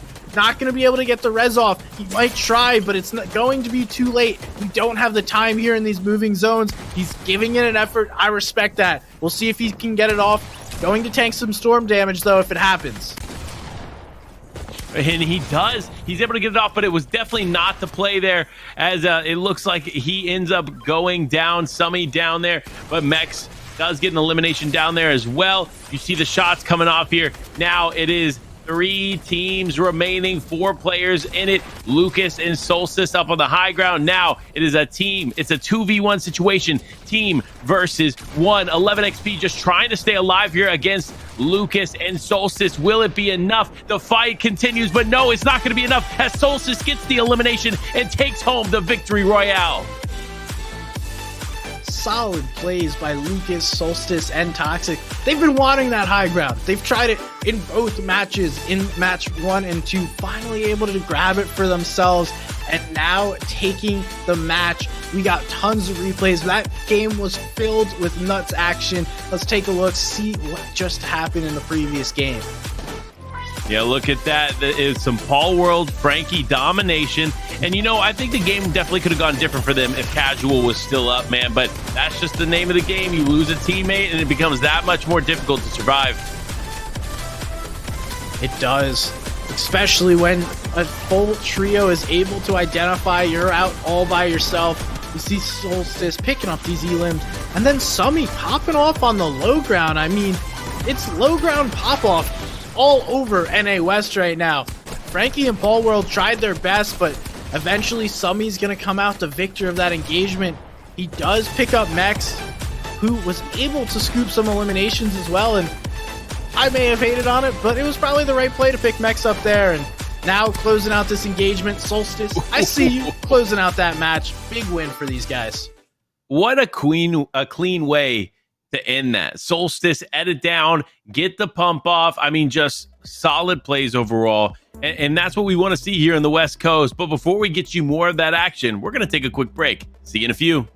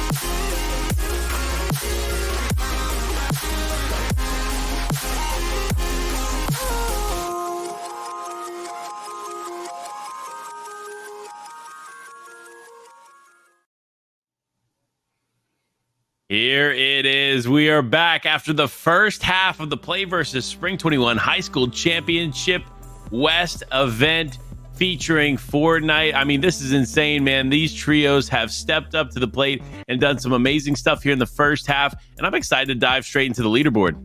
Yeah, we got the leaderboard ready here, and we'll break it down for you, show you who is on top, and was one of those trios actually able to take the top spot from our previous first place winners? Is it going to be traded, or is it the same one? And it is Lucas's Bad, Solstice, and Toxic on top. It is, man. Look, this is, I think, the first set of games where every time we've come to the leaderboard, first place has been different, right? And they don't have a substantial lead. It is a 1-point difference versus second place. So that is crazy to see, but nonetheless, there's still so much opportunity to get in one of these top 8 spots. 8th place actually going to our game 1 winner in Kyle on Switch, Owen and George there. Now diving onto the second page. Actually still the first page here as we look at Rook and Whistly going down there. You see Taco and 11xp having a pretty decent game there, coming in second in the third game, but just unfortunately not going to be able to pick it up versus that other team. Now you see CK Bank and Mace there in 11th with 99 points. So still so much potential for them to come back. And that's what they're wanting to do here in this game. Now you also see Elige, Dossie Glock, and Ale King in 15th with 84 points. They're definitely going to need to get around this situation. And regardless, I'm excited to see if they can turn it around. And we're looking right there. Craigian Fan and Craig right there in 18th place. So need to do some work, but the Craig squad having a solid day. Here, we'll check out what's going on at the bottom 30 of the leaderboard. We got a number of trios who it really ranges. 65 points there in 21st with Hooded Fox, Hydrex, and Restless Mark. And then all the way down at the bottom, we got Trey Clinks down with 10 points. Tough start. JIS along with them, and Kitzer, Axe M Ranger, and Saul rounding up our bottom 29 and 30 players. Tough start. We're halfway through. What are you expecting here in the second half, Mr. Panda? Look, it's definitely a tough start for some of these players, and I think we're seeing a little bit more dominance there in the top 8 than we saw maybe in East. However, there's still 1/2 of a tournament to go. So there's still potential for you to come back in these games. You know, Hooded Fox, a fan favorite out there in the chat. You know, he's definitely going to be wanting to step up for his audience here. And I think he has potential to do so. The problem is he is down quite bad on the leaderboard. So he's definitely going to have to turn it around if he does want a shot at the top 8. Remember, folks, for everybody at home that does not know, top 8 from today's event will go on to the PlayVS Cup in early June. Now, that is going to consist of top 8 teams from West, top 8 teams from East, both in the Spring 21 season and also the Fall 2020 season. So a bit of a mix there for those trios, but we're excited to see those teams play it out. Yeah, no doubt. And Mr. Panda, not only full of knowledge, but a wonderful caster and very good looking. So you guys getting the best action here. He's dropping all the knowledge for you guys, sharing it. And a little bit of questions for you guys in chat. Who are you looking forward to? Who do you want to take home one of these top 8 spots so you can watch them in the PlayVS Cup later on in June? And if you yourself are in chat, you're playing in this tournament, I mean, I'm cool with you putting your own name. Like, why not? If you're not rooting for yourself, then who is, right? Absolutely. Listen, you're your number one biggest critic, man. You always should be supporting yourself, rooting for yourself in the corner. That's the best. That's how you come out on top, man. That for sure. Now, listen, we've gone through 3 games. We have an idea of how the games have gone so far. They've been very stacked, aggressive games. Such a weird thing to say, to say the least. Like, because normally it's either they're aggressive and the players are going down quickly, or it's a stack lobby and nobody's doing anything. No, there's constant action here in these games, but no one has slowed up. Honestly, the shots have continued to ensue. Everybody is focusing on getting that Storm Surge damage, and Storm Surge has been active in every single zone available. So it's been kind of crazy to watch this unfold here. Yeah, it's a very interesting dynamic of stacked aggressive lobbies, but players just aren't getting eliminated. They're playing very well defensively, keeping themselves up and alive. And now we're tuning in, see what's going on. And once again, checking out the spread here. Caddy Corner going ahead, grabbing extra loot, knowing that they're uncontested. Looking like Retail is having a few players land nearby. It was uncontested last game, so not sure what's going on here. We see Sweaty Sands actually going to be contested again. And then Risky Reels, we got Flixie down there in Risky Reels, no issues at all. But now it's up to Nathan taking some shots, and that's Axe Ranger and co. looking to take over the Sweaty Sands. Yeah, look, could you imagine, right, a team that hasn't landed Sweaty whatsoever, now trying to contest Nathan, Jaden, and Nathaniel here after they've been doing a pretty good job. They did fall a little bit earlier there in game number 3, but they know that they've done well enough to build up some level of consistency here going into the last half of this tournament. So it's going to be interesting to see how they handle this new team contesting them, and will they be able to come out on top?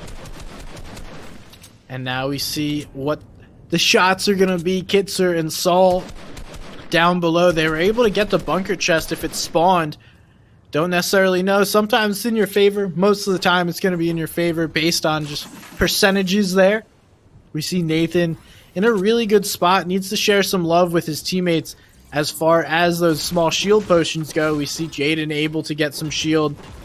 Nathan looking for it himself. But not what they would expect. If I'm landing here, I'm uncontested the first 2 games. I'm 100% going to be surprised when I'm contested here in game 4. I mean, here we go. Kitzer gets tagged up big, but Jaden, no, right on his wall. He's stuck out alone from his teammates. He's got to survive as long as he can. Hopefully these players don't jump on him. And look, Hooded Fox getting some elims. Now we're seeing what's going on at Retail. Zummy going down, and now jumping between fights. Jaden goes down as well. So much action taking in all over the map right now. Yeah, you see him taking on this action, and it looks like Jaden's gone down. So it's just Nathan, Nathaniel here, and the shots are coming off. It does look like Nathaniel does have a bit of an advantage here. He does get in the box, but he's not able to convert there.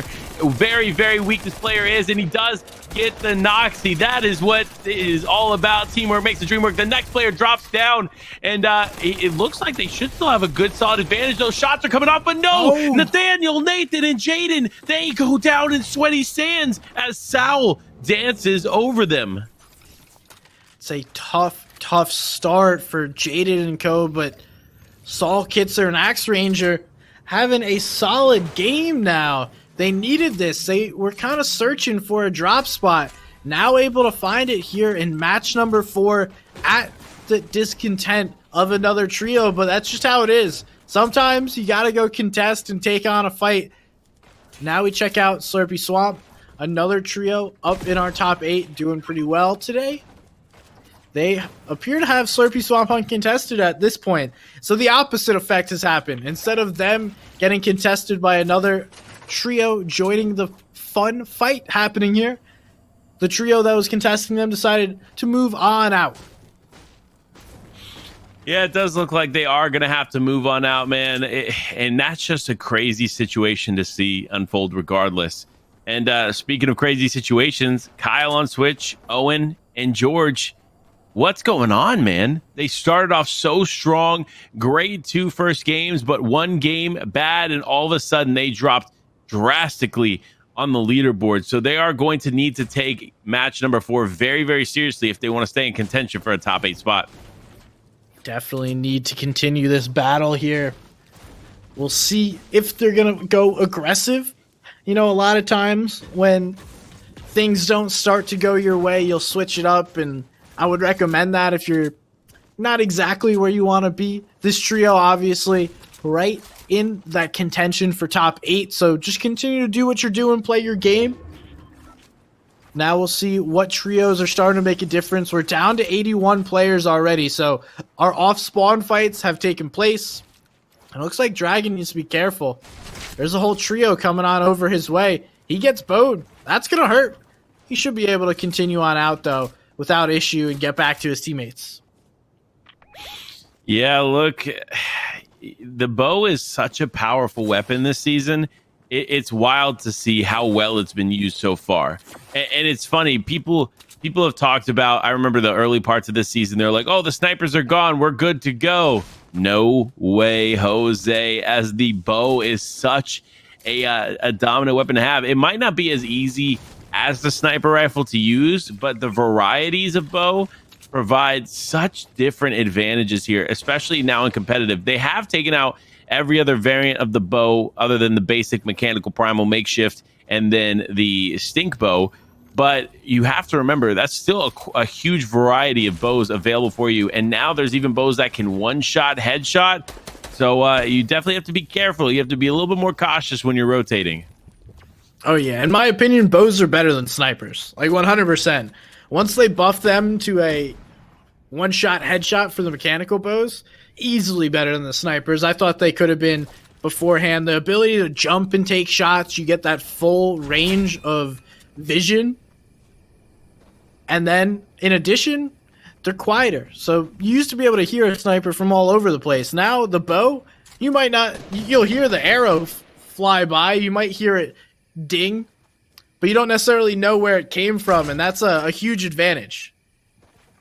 It definitely is a huge advantage. Like, I just can't get over the impact that bows have had in these games. We've watched several times how bows can just convert a fight quicker, or it could turn a fight in somebody else's direction. Like, you just have to pay close attention to somebody, especially if you see a bow in the inventory, if you see it out and about. Now, though, Monkey is rotating, and it looks like they're going to get tagged up here from a distance. It looks like Wreck there, as well as another team. Oh, man. And the fight now ensues. Will they be able to survive? They're just trying to freely rotate. And no, these teams just begin punishing Monkey on the rotation. We do see this is going to cause both trios to kind of come to a stalemate here. Another battle is Fletch, Zoomer, and Crippy up against Jenny Wills, Zello, and Apex here. Up on Zate Hill. One of the more famous, notable non-named POIs, not even really a POI, it's just kind of a mountain up here in the middle of the map, but Zate made it famous as Zoomer looking to make a play here, cranking up and up and up. Interesting move to make this play. He gets coned, gonna move out. Zoomer looking for some shots, not connecting there. Looks like this player has no shield. He does get the double at it, but no, his teammate's able to assist there with the fire from up above. Love to see that. Good old teamwork. Crippy misses his shots. But still the advantage, I would say, is in Crippy and Zoomer Fletch. They're currently the trio that I believe has the more powerful weapons as well as the HP advantage. Yeah, you see Fletch doing a very good job of controlling the area right here. And with his team's help, he should be able to convert here on these eliminations. I think these players are definitely playing this smart. It does happen to be Apex and his team, and they're playing it very smart, but they're also going up pretty high. All it's going to take here is a third-party situation to knock this all out from below, and you're going to see Crippy, Fletch, and Zoomer go down fast. That is going to be an issue. You need to make sure you are maintaining a good position on the high ground so you do not overextend, and there it is. Jan Wills just coming out and getting knocked. Zoomer Fletch has the advantage, but they have lost Crippy in this fight. And it looks like Fletch gonna get the full elimination there.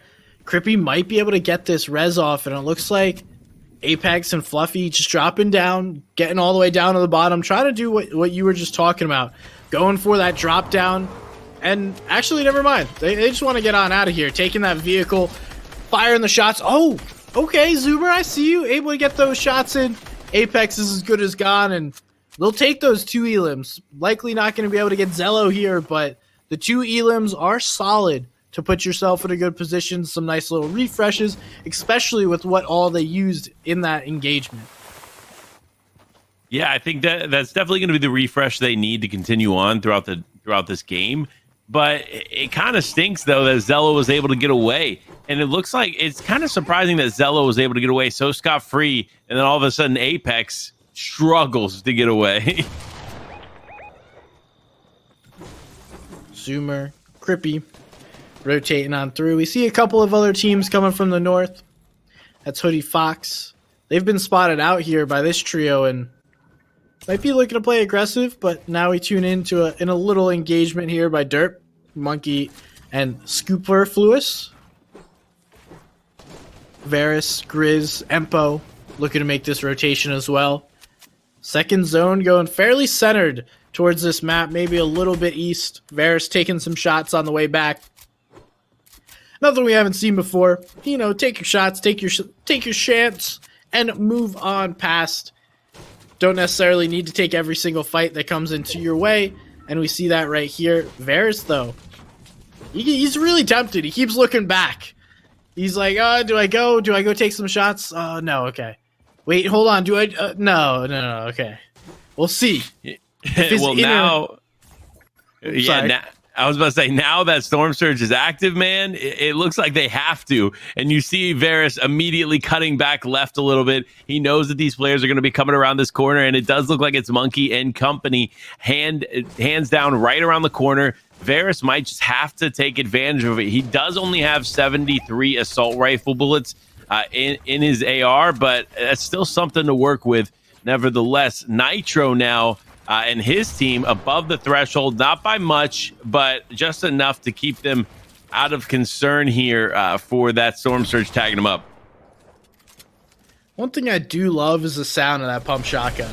You know, it's something that's been missed for a long time, at least personally. I don't know that the pump shotgun is my favorite weapon and my favorite meta, but I do love the way it sounds, especially those epic and legendary variants.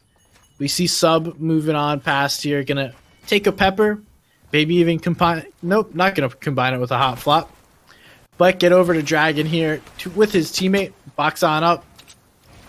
Now we're gonna relax above Storm Surge. 7 players need to go down in the next 30 seconds. Otherwise, we'll see some crazy plays here. And here's our previous game winners: Panda, Lucas, Toxic, Solstice. Once again in a pretty solid position. Yeah, look, honestly, a solid look here for them so far.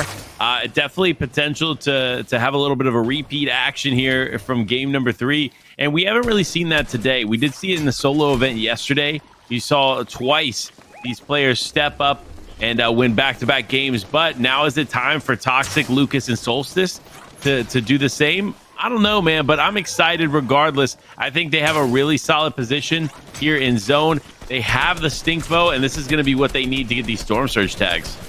Just taking some shots. They're getting them back, though. And they do fall below. Take one tag, and then I think they go back up. Looks like a Liege gets a knock there in the feed. That's going to help them out. It looks like Toxic is going to get hit by a bow as well. So, unfortunate for these guys. Continuing to get shot at. Some more stinks come through. You definitely want to save those arrows for later on in the game, but if you need them for Storm Surge, you need them for Storm Surge. No, I mean, that's exactly how it works, man. You have to take the shots while you can. Sometimes it's good to hold on to, but listen, if you need the tags, you need the tags. You know who needs the tags? Empo, Varus, and Grizz, as they are 35 damage below the threshold. They need to get involved here. They know this team is present. They know they need to get the damage off, but man, they were really hoping to probably get this done quicker, and it doesn't look like it's going in their favor. At the moment, they're the only trio that is taking that Storm Surge damage, able to get up above it, so Varus or Grizz. Oh, actually, Varus gets knocked, so he might have gone all in, trying to make a play. And we see another player trying to jump in the box there, and now we tune in with Ale King, Liege, and Dosi. Just taking some more shots. This is 1 XP and co. Now we see where third zone's going in. We can finally focus on that. We've gone below the Storm Surge threshold as far as players go.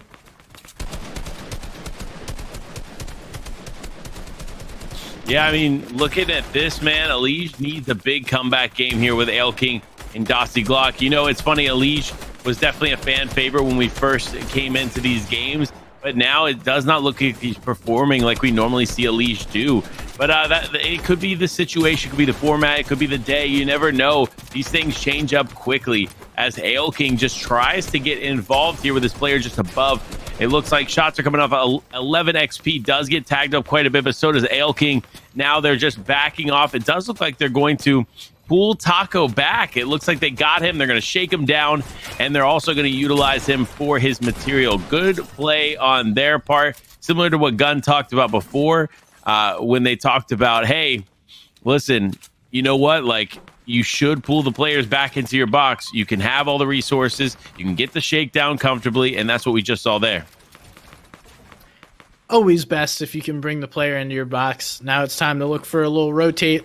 Not sure these guys are going to go too much further into Storm.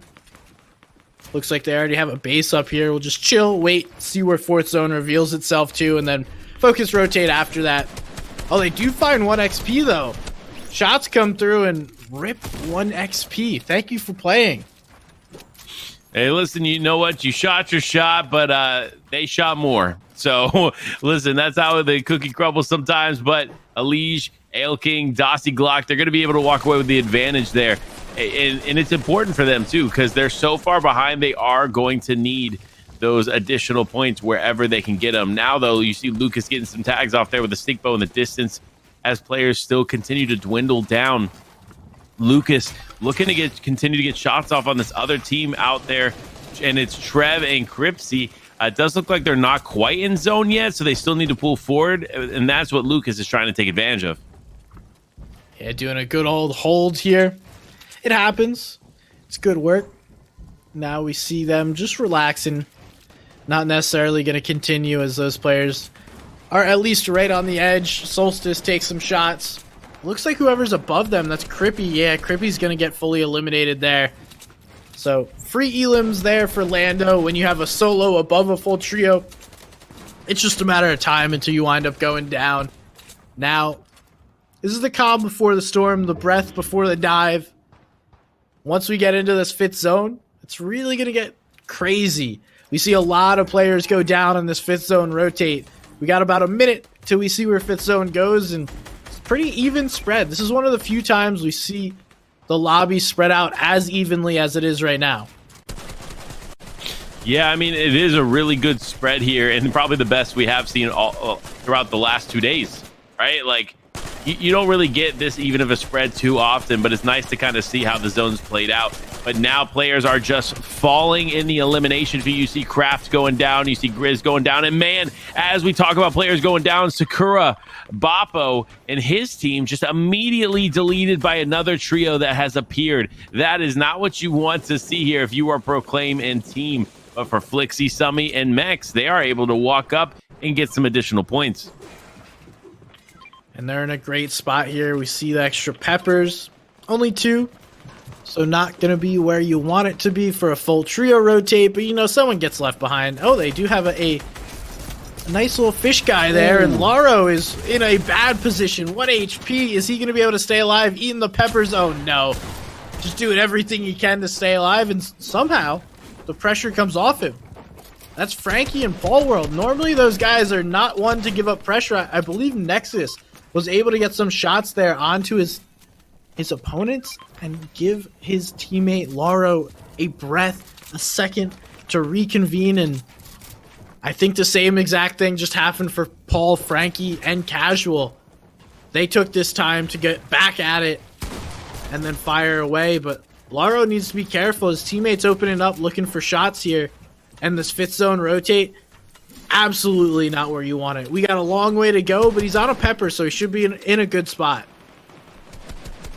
He definitely is in a good spot. You see some tags off coming from Flixie to Dragon. Dragon is suffering heavily here from not only the shots coming off from Flixie, but it does look like some bow shots are coming off from the distance as well, and that is why Dragon has gone down. Fortunate for Flixie, though, he is going to be able to pick up a nice little refresh here, including an upgraded pump shotgun and an upgraded bow if he desires it.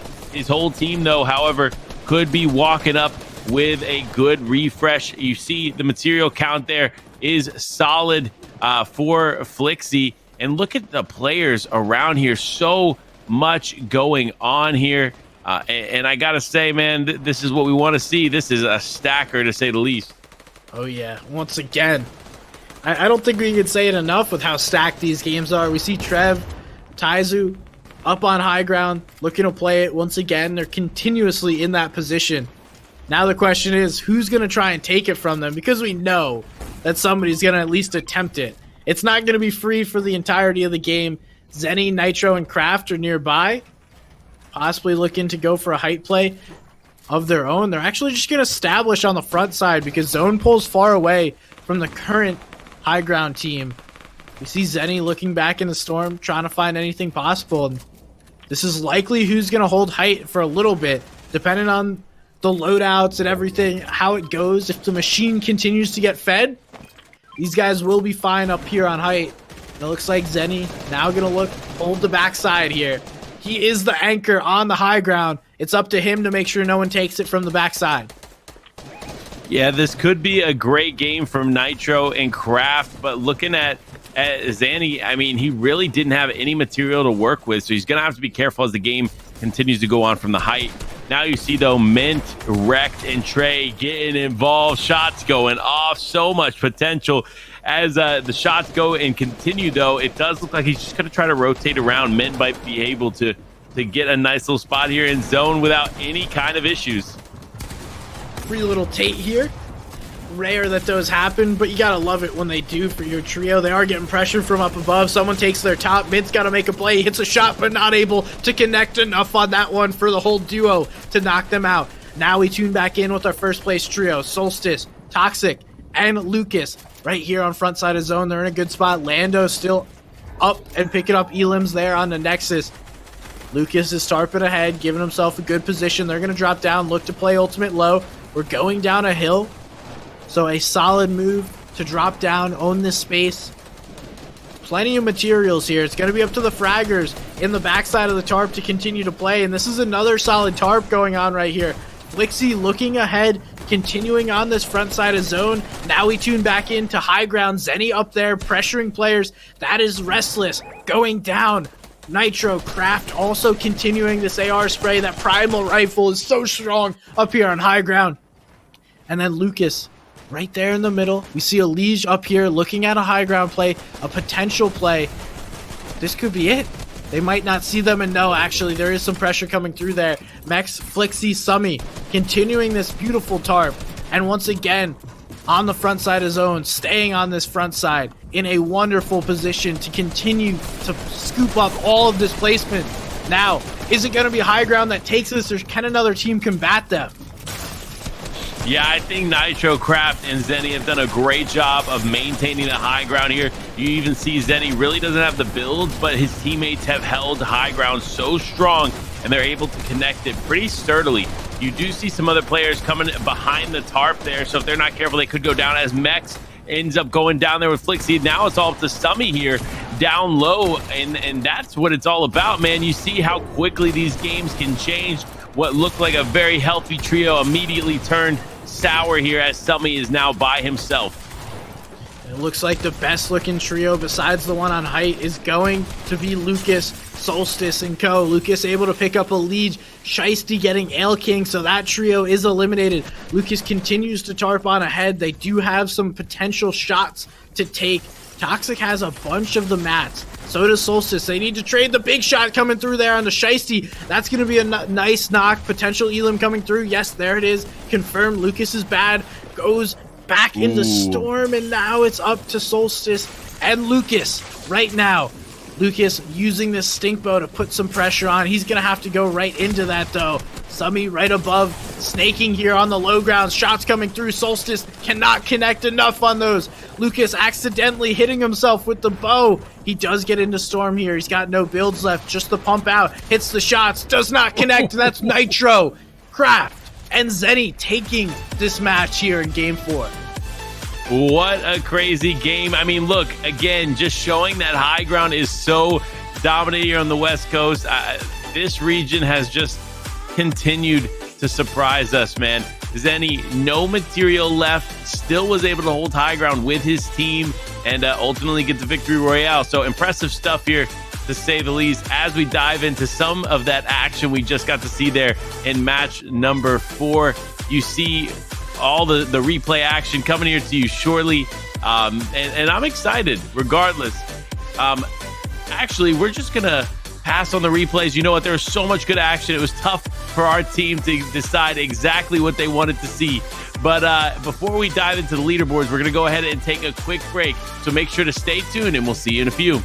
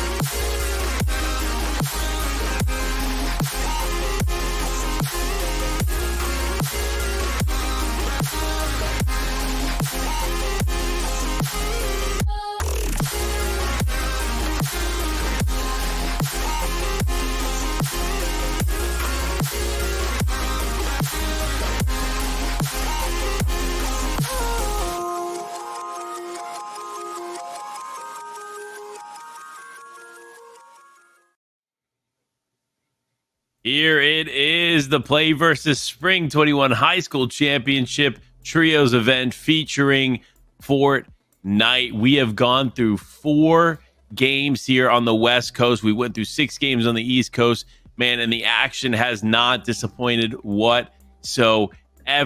This has been an insane display of talent here on the West Coast, and what better way to display that talent than to look at the leaderboard? Taking a peek at what we got right here, who is in first place, and it is none other than Lucas Is Bad, Solstice, and Toxic. We see Summy, Flixie, and Mex making their way up the leaderboard, as well as Habits, Xeri, and Shiesty able to do it. Casual, Frankie Paul there in 5th place. We see Dragon, Raysire, and Sub there in 5th place. Unfortunate that our game winner from last match sitting in 9th place, but they still have plenty of time, 2 matches to go to boost themselves up.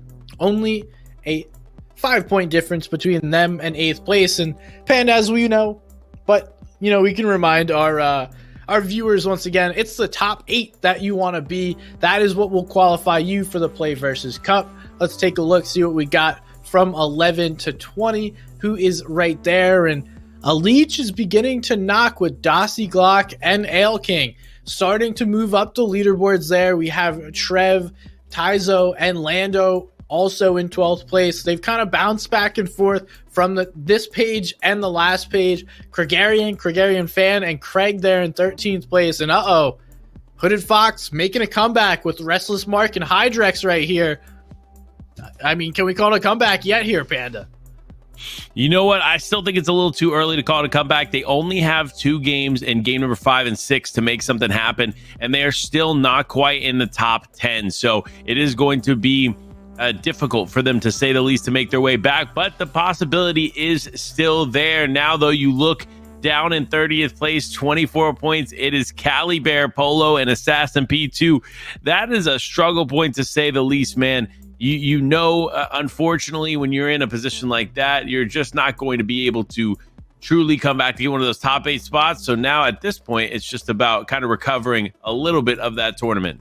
Yeah, it's playing for some respect to your peers there and letting people know that, hey, I may not have won this year, but I'm going to come back next year even stronger.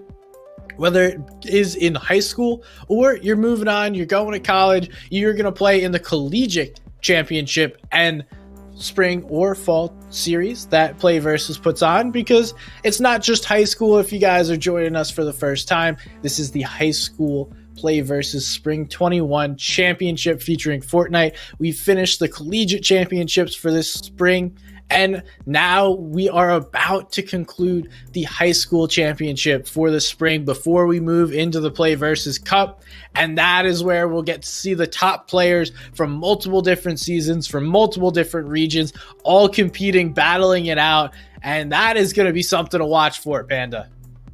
Yeah, to say the least, it is definitely going to be something to watch for. I'm super excited to see how this continues to unfold, because remember, several weeks of tournaments and events put on to get to this point. Now they're competing for that Play versus spot there, and lots of stuff up for grabs. Make sure to check out !prize pool in the chat so you understand exactly how this format is going, because it is going to be a lot of fun. So in the early weeks of June, we're going to see a solo Play versus Cup and a trios Play versus Cup. So make sure to tune back in with us in early June, and we will get you all of that action. But before then, we still have some West action to talk about, man.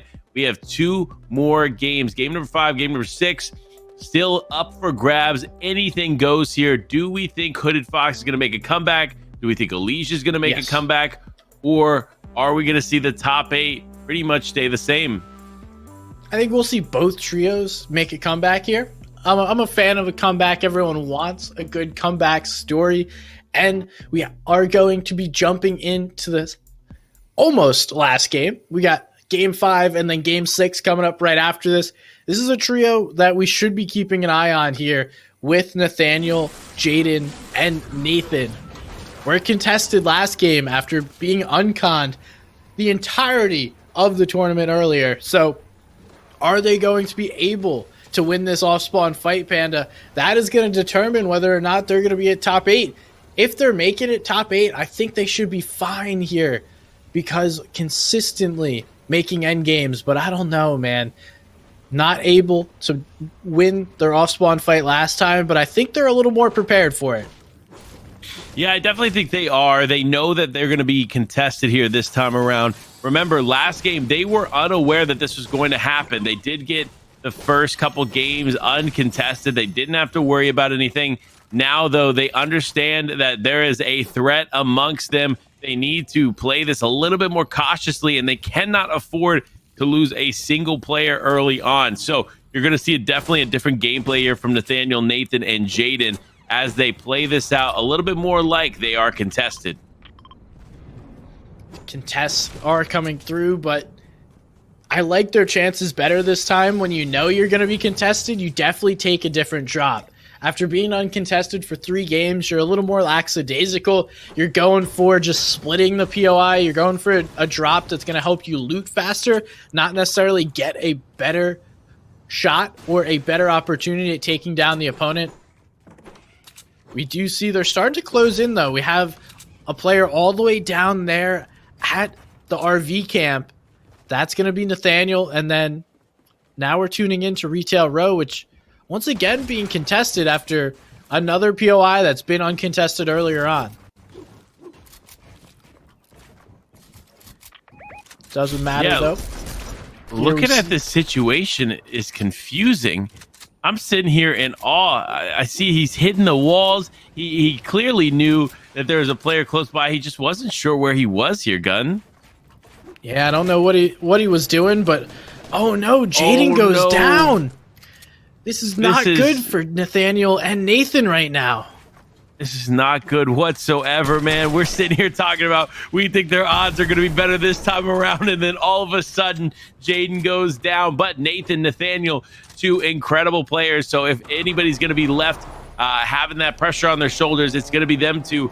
It does look like they're actually just going to completely disengage. They cannot afford to waste too much time here in this game. So you know what? They've decided Sweaty Sands is not going to work out for us. We just need to get out of here.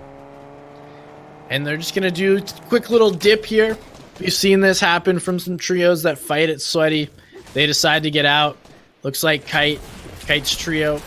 Ooh, another engagement. Polo, this is a player we haven't really checked in with, as well as Assassin and Cali Bear.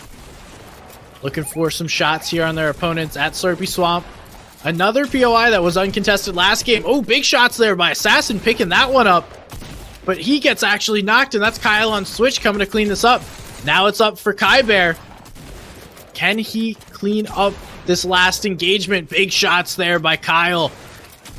Oh, no. Kyle's gone down. Now it's up to Kai Bear versus FaZe George. Can he hit the shots? Oh, no, he cannot. And that win goes over to our gamers of Kai Bear. Oh, sorry, not Kai Bear. George, Kyle, taking that on the Switch. Look, I gotta say that's definitely an impressive turn of events. I wasn't sure who was gonna come out on top there in Slurpy Swamp, but Kyle on Switch, his trio, man, they really needed this game. They've been struggling. Fortunately for them, though, they've still been in 8th place, so it's not like it's been too bad. But this is the comeback game they need if they want to secure a top 8 spot. Now, though, we switch over to Kite's trio, and this team is just added here in Retail. They get the shots off, big tags coming off from every direction, but no, Kite is going down. This entire trio has gone down now. They have lost Retail Row here, and that is just not what you want to see if you are them. Now, Apex looking to push up here in the Colossal Craft, taking some shots off there on Summy, and nothing really connecting, though. It does look like Summy was able to get a reboot off here, which is why Apex decided to rotate in this direction. So now it's all up to them. Will they be able to make something happen? This could be a very, very good game for Apex, but I still think it might be a struggle for them to get into the top 8. Definitely will be. Let's take a quick peek. We'll do some leaderboard watching, see where these guys are at comparatively to our top 8. So currently 8th place is at 153. So 53 points, well, minus 7, of course. So 44 points outside of that range. We'll have to see how these guys are able to do that. That's quick maths. Probably not right. I apologize. I watch Fortnite, not a mathematician. Now we see Owen here.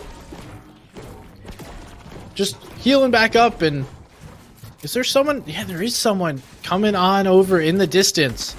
So not only were they contested off spawn, but another trio swinging on by, getting involved. They could go for the reboot here on Kyle, but not when there's another trio sitting right in the outskirts, right on top of them. These guys have to make a play and make one quickly. They're cornering themselves. They want to make this a box fight, but if they start to lose pieces, this could be a very poor position.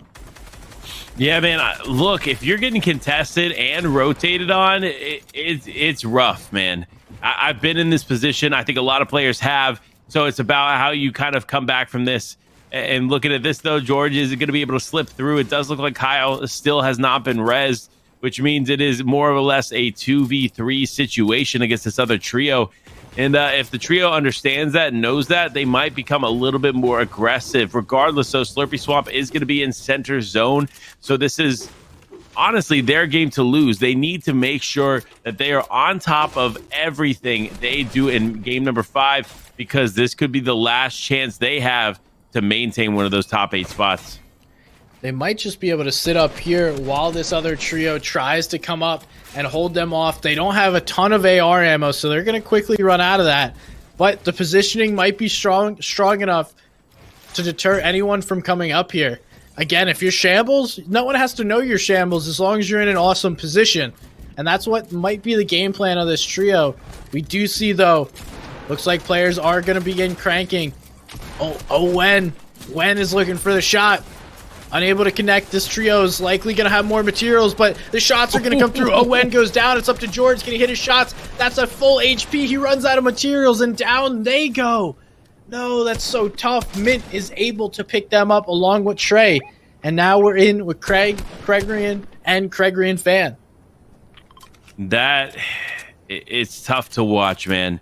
We've watched how well they went from in the first game, the second game, and then unfortunately falling twice at their POI, their respective drop spot.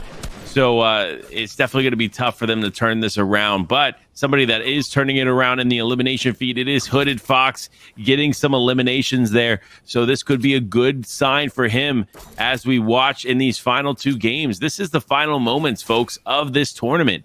There's not much else left here as game 5 is completely underway. And ultimately, every second counts here in these games, especially considering these players have already started falling rather quickly. You see it's already down to 67 players remaining here. So Storm Surge, for the first time today, will not be a factor in Zone 3.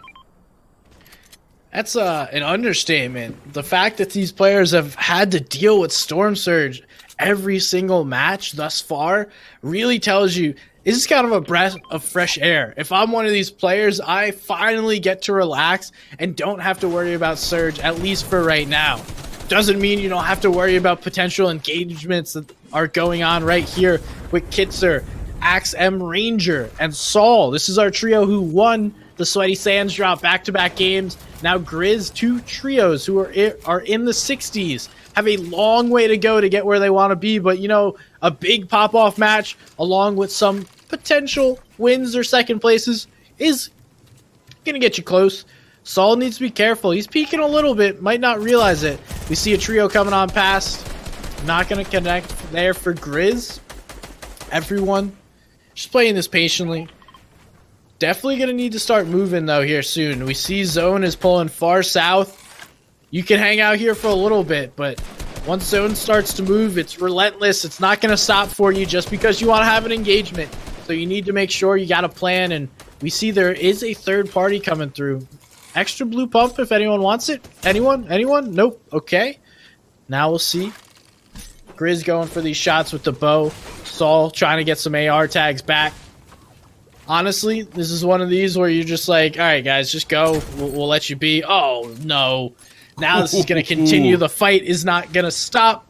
Once you hit a big shot like that, you gotta continue to look that way, right? Yeah, I mean, in my opinion, man, if bouncers were in the game, that this would have been a totally different engagement, to say the least, right? Grizz definitely would have jumped on that, taking a bit more advantage of it. As we actually see him get in a car, could we see him, instead of getting his teammates, just directly rotate on these players? I think so, man. This is some of the most aggressive play that we've seen so far on the West Coast. What is he doing? I guess they're getting in a car behind him, and this is storm fight land. This is where you want to go if you want a storm fight. We see Grizz taking some more shots and now finally going to decide to disengage. Not many players have gone down since we mentioned it. We check out who has reclaimed this position up here in Slurpy Swamp.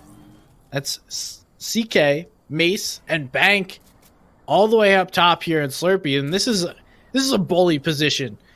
You find people rotating in from the north or the east or even the south. You just take some shots at them. You fire away, especially with that infantry rifle. But instead of taking shots, Bank is just trading over some shotguns here. Yeah, look, it's funny to watch how many times the high ground point of Slurpy Swamp has been shifted throughout this game. We've watched 4 different engagements take place right here in Slurpy, and now it is Mace, Bank, and CK on the high ground. But look at that inventory. I can see why they were able to get up there, man. You see the legendary assault rifle just raining down on these players. That is what you love to see, man.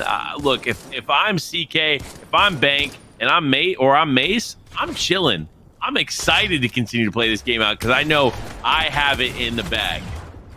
Oh, and here's the storm fight of the century, the one that continued to go.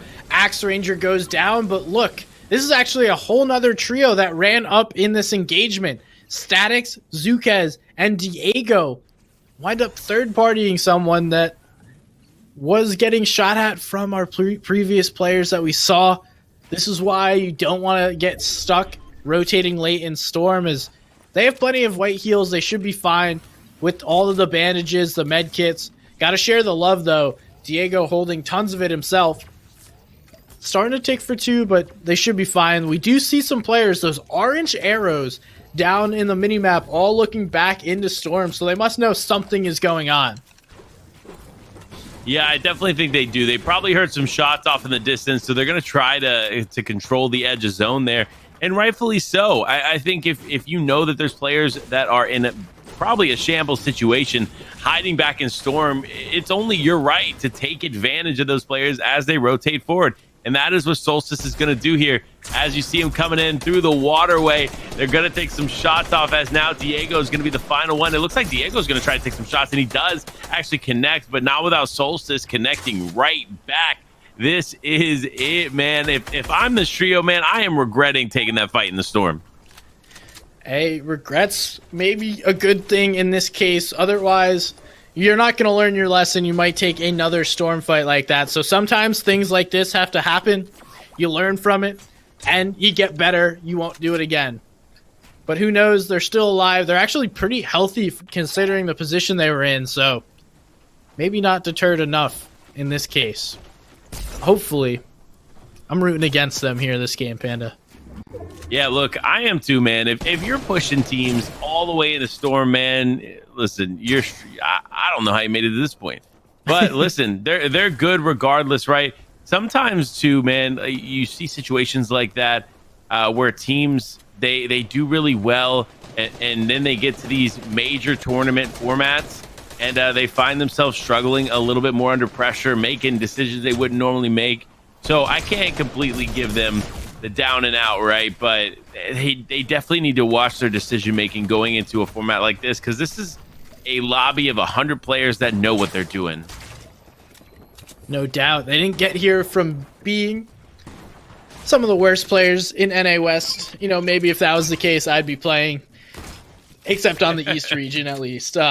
But nonetheless, now we check out Frankie, Casual, Paul, in a pretty good position here on edge of third zone. Again, not a lot of players looking to play center. Frankie's getting in. We're looking for some shots here. Casual joining him, getting the shots off. We see this player drop down. They are able to pick up Kite.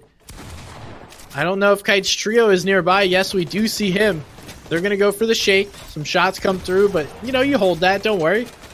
And unfortunately, Kite's going to go down, and Derp looking for some shots that just aren't there right now. Listen, the Lakers jersey was not going to save him in that moment, as Frankie, Casual, and Paul World show that they're still in it to win it. They have done a really good job at showing us these last couple games that they are still in this fight, that they are not ready to give up. Another team, though, that's not ready to give up is Scheist, Exir, and Inhabits. This team has done a really good job of continually applying pressure and being consistent through these games. Hence why they're able to put over 200 points on the board. So we'll see if they can remain consistent here, get one of those top 8 spots, or could they fall underneath the pressure? Not sure how this is going to play out. Pressure does get you. Some players stronger under pressure. Other players crumble underneath it. That's where champions are made, Panda. Champions indeed, man. And look, not everybody's going to start off as a champion, right? You have to start somewhere, man. But it's all about making sure you're learning from these decisions, these games. Every game that you play has an impact in how you progress and how you get better. Just make sure that you are taking account for that. As Scheist actually goes up against his team, and somebody immediately took his wall. But fortunately for him, he is going to be able to get it back. You do see Zoomer there on the opposite side, rotating away with his team. So probably a smart play on their part, because Scheist does seem to have pretty solid control here on this end. Good control is right. We're going all the way to the bottom southwest corner of the map. Can't really go much further down than this unless we're all the way out in the water, and then zones just don't pull that way anymore. It's not like it used to back in the water season. We see Frankie, Casual, Paul. They got the peppers in a good position. Not looking to play height yet. And we do see Ale King, Dosey Glock, and a Liege. A trio who needs to have a solid performance in these next 2 matches to get up in the top 8. We'll see if they're able to do that here. Interesting, though. Holding the high ground for the first time today. I'm not sure we've seen these guys in this position.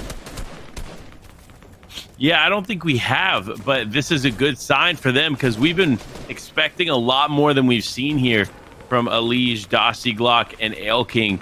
And so maybe this is their time to shine. If they can pull zone here, it's going to provide a huge advantage, and they do. They're not quite exactly in zone, but they have got themselves a nice little position, to say the least. So they should be able to make something happen here. And they're, plus, on top of that, they are above the damage threshold for Storm Surge. So they have high ground. They have the loot to handle this, and they have the material. It's all about now what they can do next. It does look like actually Ale King doesn't have as much as a Liege does, but still enough to kind of work with for now. I think they should be fine right now. We see Summy and Mex. Absolute shambles. This is not where you want to be. Slowly working their way in. They appear to be on the opposite side, opposite height position here. Getting pressured from down below a little bit, just trying to narrowly build their way in. I don't think they want to hold this height position. That's just kind of where they're at right now and don't have much of a choice to drop down. Summy looking for some potential shots, maybe a little hold here. But we can see Paul, Casual, Frankie right below height.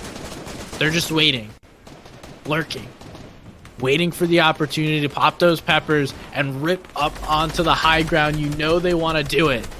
It's just a matter of when and if it's going to pull their way, because likely if zone doesn't pull their way, they're waiting to see. Oh no, actually, Frankie takes down Ale King.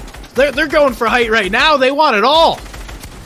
Man, for them to jump on high ground that fast, that is impressive. Frankie, we definitely have some Frankie fans out here in the chat, and he is not disappointing as he is stepping up to the plate here and getting some quick eliminations there on Ale King. But in Alige does go down to Paul World. Man, oh man, what a turn of events there for them. Craziness continues to ensue here in these games. And we do see this trio up on high ground. This is their home world. This is where they like to live. And now there's the Craig trio right below them. Kregrians maybe looking to take high ground as well. This is not a simple battle that's just won in a single blow. It continues to go back and forth, but no, Kregrian, and Craig are going to continue to play this mid-ground layer. Might want to drop a little bit in order to avoid the spray. Oh my god, these guys have so much AR ammo. This is just nuts, and this is going to be mean. Yeah, look, if you're on high ground and you want a loadout, it's going to be that, man. The tactical shotgun doesn't really matter. It doesn't really make too much of a difference there on high ground in that position. But the rounds alone that they have in the AR, plus the harpoon to refresh on material, I mean, it's all but over, man. These teams are going to struggle in comparison to this high ground team as long as they know how to effectively use it. Now, though, you actually see Habits pushing forward as Shice and Ziri are not too far behind. They've done a really good job of staying with Habits, which is a good thing, as Habits get some big tags off there on statics, not able to convert that into an elimination, but it is still some significant tags nonetheless. I did see Nathaniel go down, so that's going to be tough for those guys. Hooded Fox is going to get knocked as well. We see the high ground trio, but Shieston, Habits, and Ziri, Xeri right here on the front side of zone. Casual holding a good high ground position. Players starting to get ticked up by storm damage, so it didn't take place earlier on, but taking effect right here. The lobby quickly gets deleted. So many players just disappeared, and now we see Fletch, Zoomer, right next to Habits, going for those shots. They're able to knock down Habits, right? And now they're continuing their push. Toxic, Lucas, still alive. It looks like we've lost Solstice, but those two continuing to place well in these matches. We're in a top 10 situation. Those placement points are so huge, racking them up as we continue to go. Yeah, and we do continue to go, man. The legendary pump shotgun in hand as Ziri runs into the box here with another player. He does try to get some shots off, but he's not going to be able to connect. Other players still in Storm here. It does look like they're actually going to rotate basically on top of each other. He needs to stay close to Shice as he's run out of material. This is not a good sign, and no, he immediately goes down. The legendary pump shotgun, not enough in that situation as Lucas does end up taking that loot. You do see here it is, Paul World getting some more eliminations here in the kill feed. I am just impressed overall the amount of pressure that they have been able to apply. Now, though, you see Zuki's getting some eliminations as well. Crippy here working with Fletch and Zoomer to have one of their big game here, and which is exactly what they need if they want to continue to survive here on the leaderboard. Now Crippy holding on for dear life as Casual has decided to jump down and join the fight. This is a beautifully executed game here for Paul World, Frankie, and Casual. Looks like Paul World's going to stay up. Frankie and Casual are going to look to close this one out. They've spent a ton of the AR ammo, still have some left, but they want all these eliminations. They're hungry. They're searching. They already have 10. They want some more. We have plenty of heals here on Paul. He's going to take a tick in case it goes to heal off. I don't think we're going to see that. Zukas, Diego still alive. Casual going right down there. He wants to find these eliminations. The pressure continues to come through. Frankie just waiting for the edit to come. No, doesn't happen. Frankie gets tagged up, but no, he wins that trade. Now it's all 1v3, and they clean that up. Another victory for this trio. They are looking so good. They are looking beyond good. What an incredible performance. We called it from the beginning. We saw how they were able to successfully hold the high ground there, and it was pretty much a GG's from there, man. Casual, Frankie, that you guys just blew the expectations out of the water. Let's go ahead and dive into some replays, see if we can get some of that action back up on the screen, because I got to see it again, man. And the crazy thing is that trio did not play the first match, and they're easily within our top 8. They may even be like top 2, top 3 right now, if not first, after that huge match. We see them raining down fire, getting those refreshes up on high ground, and that's what it's all about.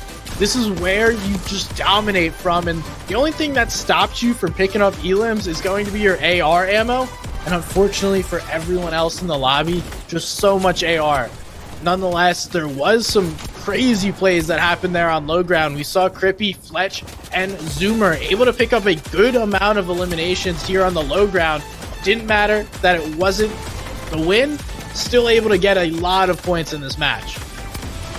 Yeah, and a lot of points is what you need here to survive. You see Crippy was struggling there, but Frankie now bringing it home here with Paul World and Casual. This is the moment, folks, as he gets the victory royale here in game number 5. I mean, look, that's the game you want, right? That's the game you need if you're this team, especially after missing game number 1, and they've been able to clutch that up and make something happen. But guess what?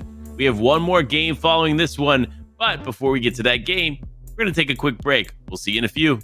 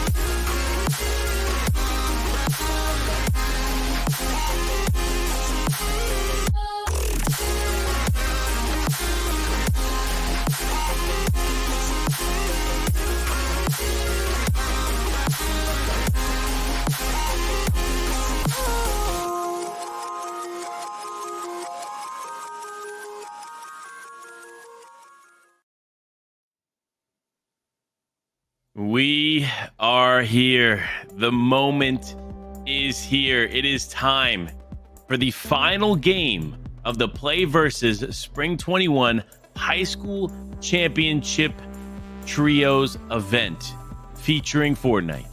What a time it has been, man. Somebody's gunning myself, bringing you all the action in the last couple days here throughout the championship, whether it be the solo event yesterday and the trios event today. Super excited to watch this come to a close with all of the action we've been able to witness so far. Just overall impressive stuff. And I'm excited to see how this leaderboard has shifted here. Here we go. Taking a peek who is up at top. And okay, Lucas is bad. Solstice, Toxic still holding that top spot. Casual, Frankie, and Paul World closing the gap there. But let's not forget, Summy, Flixie, and Max able to get second place and still hold it. They are holding strong there. And our top three, I mean, we can even throw Habits, Xeri, and Shiesty in there. Top four probably have solidified their spots already, but there's room here in 5 to 8 now to make those differences. Anyone really within the top, let's say at least 10, I don't know, let's check and see what's on the next leaderboard, see if there's more opportunities. Yes, okay, so I'd say at least the top 12 have an opportunity in this final match to pop off and have a big game, put themselves in top 8. So it's really anyone's match. It really is anyone's match at this point. I'm going to say this, right? Like, you look at Kyle on Switch, again, just continually dropping here on the leaderboard, but one game can kind of turn this around for him.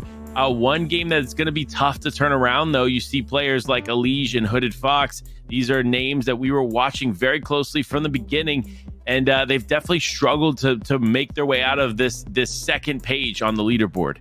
And they continue to do that. However, game 6 is anybody's game. They could definitely turn it around here.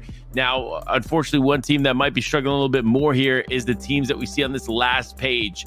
While they may not be able to have a chance at that top 8 slot, they are still going to be clamoring and fighting for the those final moments here to show that they are worthy of being in these top 30 trios. And ultimately, we've done a lot throughout the day. We've seen a lot of great action come from these players, and I'm not surprised at what we've seen. West Coast does not ever disappoint when we come on through, and I'm excited to see how they're going to bring it all home here in the final game.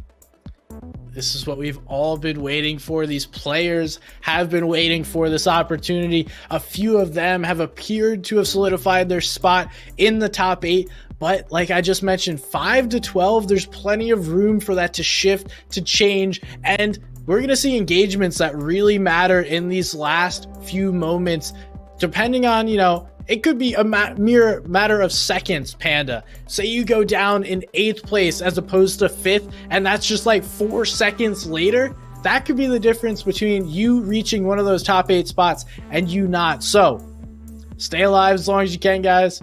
Pop off. Let's see some awesome clips. We're going to throw together all the replays, show you guys all the highlights at the end of this. But right now, it's this game. It's all this moment that matters right now. Yeah, and here it is, the final moment as we get ready for game number 6. Look, final predictions, guys. Will Hooded Fox be able to make a comeback? Will Elige be able to make his way into a top 8 spot? Will Kyle on Switch continue to fall on the leaderboard, or will he climb back up? These are the questions we want to get answered here in this final game, because this is the last chance for all the players mentioned to do just that. Will we see the Sweaty Sands continue to get contested? Will Nathaniel and team be able to think of something else or change up the game plan here in the final game? We'll find out momentarily, but regardless, I'm excited to have these questions answered for me in game number 6.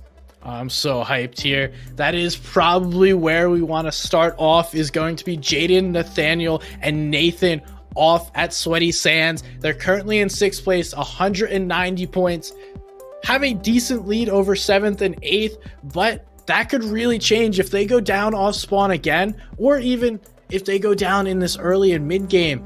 That could be the huge difference. Give someone a window of opportunity. They grab that, bring it in, and grab one of those top 8 spots.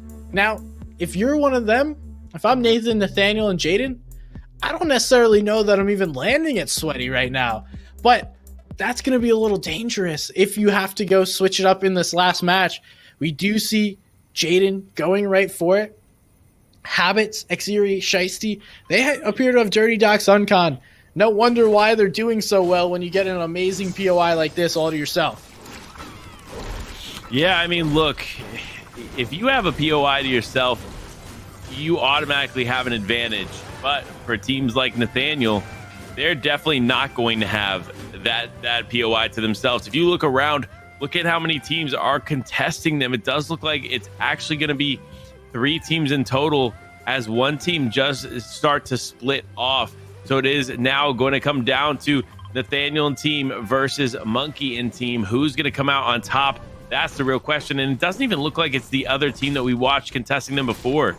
So maybe Jaden, Nathaniel, and Nathan could have a chance here, but not looking to be a good start here as Nathaniel is taking quite a bit of damage. Looks like Nathaniel has gotten an elim there on the derp, so a whole new trio. Oh, but Jaden actually winds up getting caught out here. He's going to go down unless he can make a big play. He did not know that player was sitting around the corner. Jaden has the AR against the shotgun. We do see he's going to hop in a little vehicle. Your friend's picking you up. Love to see that. Some good old teamwork here. Now going to grab, hopefully, what's going to be a med kit and some small shield potions here. A lot of players in this engagement. Looks like Nathaniel able to pick up another Elin. So Nathaniel's leaving this to no chance. He's cleaning up this entire engagement himself. He wants this. He knows that this is a big game. Already taking down 2 players and likely going to go clean up the 3rd one here soon. Yeah, see, it's all about working as a team here when you're contested like this. And I think they've identified that. They know that this isn't the same team if they paid attention to the elimination that they got. So they know that they're definitely going to have a better advantage over these players. Now, what I will say is it does look like that other team that was initially contesting them was dropping in this direction, but quickly decided to split off. You saw them taking a bit of a split route there right outside of Sweaty Sands. So even though they're not quite done with the first engagement they've taken, I have a feeling that other team is going to begin to rotate very soon. Would have to agree with you on that one, Panda. And we do see PL Pelnix going down in the feed right there. We see CK sitting up on top, waiting for one of these players to come out and make a play. It does happen right there. There's Grizz and Vert down below. Not connecting, but looks like Bank looking to crank up. Only 4 builds to his name. Hitting some shots. Oh, he goes down. CK in face-to-face. He's able to get that elimination. It's a 1v1, and no, CK! Oh, no. That is not the situation you want to have in the final game, man. That is tough to watch. Listen, that kind of comes with the territory of these early game engagements, man. You don't have the material that you can use confidently to take all these fights, especially when you're trying to take a high ground position like that against these players. He definitely had the opportunity to win this, but unfortunately running out of material there led to his downfall, quite literally. But now we switch over here to Crippy and Craggy Cliffs. We haven't seen a lot of action coming out of Craggy Cliffs, so it's nice to see some gameplay over on this side of the map. Crippy, Zoomer, Fletch, again, a trio that has done quite a bit in today's tournament, but not quite in the top 8 as of right now. So definitely an important game here for them if they would like to creep right up into one of those top 8 slots. So the pressure's on. You already know this team knows what they need to do, how they need to do it. It's all about now executing on said plan and walking away with one of those spots in the PlayVS Cup. Yeah, they're currently sitting in 12th place, 12 points behind that 8th place position. That'll get you qualified for the PlayVS Cup in June. Get you a chance to win some of that Scholastic prizing that'll be coming with it. And this trio, they had a rocky day thus far. 11th, 16th, 15th, 22nd, but then a 3rd place 8 elim game. So something clicked for them in that last match. Now it's going to be up to putting it together once again, figuring it out here in the final match and not letting the nerves get to you. That's going to be big. A lot of these trios that are close, you're going to be shaken. It's going to be like one of your first games playing Fortnite again with the pressure all in your hands. Now, What are you going to do? You going to fall to it, or are you going to thrive under it? Hey, listen, man, it's all about thriving here, and I think these teams can show that they are willing and able to thrive. And one player that hasn't been able to thrive, though, is Hooded Fox. He's one of the fan favorites here in today's stream, but has really struggled to maintain some kind of semblance here on the leaderboard as this player just sprays directly into his box. Fortunately for him, his teammate is going to come in and save him a little bit. He's going to be able to disengage here as he heals up, though. Restless Mark and Hydrix are going to have to work together. It does look like Restless Mark is going to go down here. So it's all up now to Hooded Fox and Rydix. They do get a quick knock there on that player, so that's going to be huge there. Jan Wills going down. Hooded Fox trying to make something out of nothing here as he struggles. Ooh, man, he tries to switch out for the pump, and it's not going to be enough as he gets significantly tagged off. But no, oh, man, he tries to juke him. He tries to move around, but it is all over. That is a tough situation to watch here in game number 6. Rip Hooded Fox. You will forever be remembered as a legend, though. Now we tune back in. Actually, these guys are coming in right to the tail end of this fight, Panda. Yeah, and honestly, speaking of legends, if you don't know, it is Fletch's birthday right now. So make sure to go wish a happy birthday here to Misfits Fletch. Man, and he is not disappointing, my guy. Excited to see him doing so well here on his birthday. And I got to say, props to him, man. Stepping up to the plate and competing on his birthday, that's a huge thing, man. So props to him. Excited to see how he does on his birthday as he quickly takes out Apex there. And it looks like Apex's trio now struggling to just stay alive. And we get to see Fletch here on his birthday. Happy birthday to him. Tuning back in with Zello going down. And the action's all right here. It's all happening right outside the orchard. Now we're checking in with Frankie. They're over at the weather station. One of the better non-name POIs, and one of the best known secrets is when you pull zone here, especially when it pulls later on, if you have leftover gold, you can speak to the NPC and find out where exactly zone's going to pull. You can see the future, literally become a psychic, and understand where zone's going to go. And we see this player does go ahead, cancel. Raysires does hit a shot right there, going to continue to pressure in. They already have a knock, gonna clean that up. Now, it looks like Ty's trio on the back side of this, gonna be dropped down a little bit. Raysire, Sub, Dragon want to clean up this fight quickly. There it is. That's another Elim right here. One man left. Where's he at? They're gonna hit the little shakedown, find out where it's going.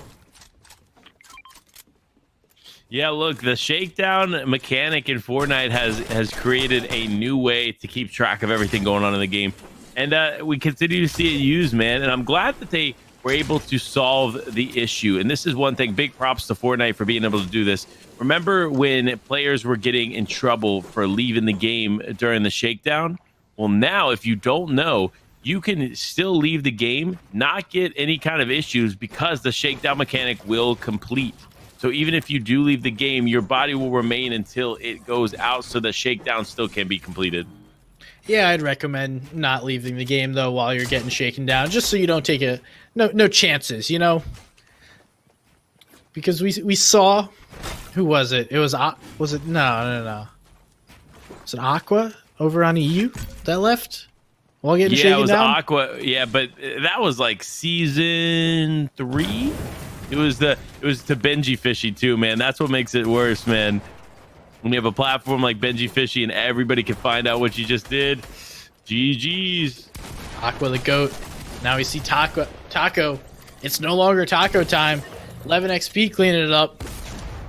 Got to win this fight himself. It's Tac Attack versus Tac Attack. And as I say that, he says, no, shotgun. But now we see Khan's coming over. He's like, hey, yo, I'm here. I need to help out. And guess who that was? Guess who just got taken out? Who was it? Frankie. Casual. No. And Paul go down right there. Wow. Wow, man. That is a tough final game for them. Obviously, I think they've done well enough here with the rest of their games and their position in leaderboard. They should be all right, but man, that's still a tough way to go out here in the final game. So now it's up to some of these other players who maybe haven't had the same luck in these games to step up. You see a lot of these main leaderboard players dropping down super early. So this is your chance, man. It's time to take this back and come back out on top. You're exactly right. I do think they've already solidified that qual. Jeez, can't talk. Now it's going to be up to the other trios trying to figure it out. They should be somewhere within the top 8. I'd say even probably top 5 here. It's just a matter of where they finish. Not wanting to go underneath. Here's a trio that needs a solid match here. Zenny jumping on the elim. Oh no, he misses the pump shot and down he goes. Zenny had the surprise there and he's going to get quickly taken out. It's Kitzer. Now it's up to Kraft. Can he 1v3? Boxes up Saul. Nope. Not getting that back wall. Kraft needs to find some white heals to give himself an option or just a player. Oh, but no, he goes down. Kitzer coming to clean that up. Yeah, I mean, honestly, a good cleanup indeed. Kitzer able to now pick up Axe Ranger as well and just kind of push forward. Sal, they've struggled a lot. We've seen some really solid gameplay from them, but also we've seen some issues as well. And fortunate for them, though, they are going to be able to come back here in the final game and make something happen. They've survived a little bit longer than we had seen them in the last game. So that is a good start for them and a great start here for Lucas, Solstice, and Toxic. Another one of our top teams here. They have a great position in zone. They're stacked up on a hill. And look at that inventory with 200 plus rounds of assault rifle ammunition. Solstice is set up to do some damage here in this lobby. And they don't care that they're already sitting in first place. They want to hang out. They want to get some more dubs. And this is going to be good practice here for the trio. So regardless of their position on the leaderboard, they're taking an amazing position here in the lobby. Now we tune back in with Cons, Taco, and 11 XP. Right here on the edge of zone. We're seeing these retail zones going over, and Furia Beast here with Laro and Nexus. Hanging out. Not really doing anything at the moment. Yeah, I mean, not too much action going on there for them. But Taco here trying to take some shots, and man, Nexus just says no, no, no with the headshot bow. Man, that is tough there for Taco as Taco now gets eliminated. But Nexus is actually going to go up here against 11 XP in this team. So if he's not careful, though, he could be caught out by himself without his teammate. So he's going to need to be very cautious as he jumps up and goes towards that material, that loot. Now, though, we see Shice down here on the low ground trying to compete here with some of these other teams that are up high. This is going to be a tough spot for some of these teams.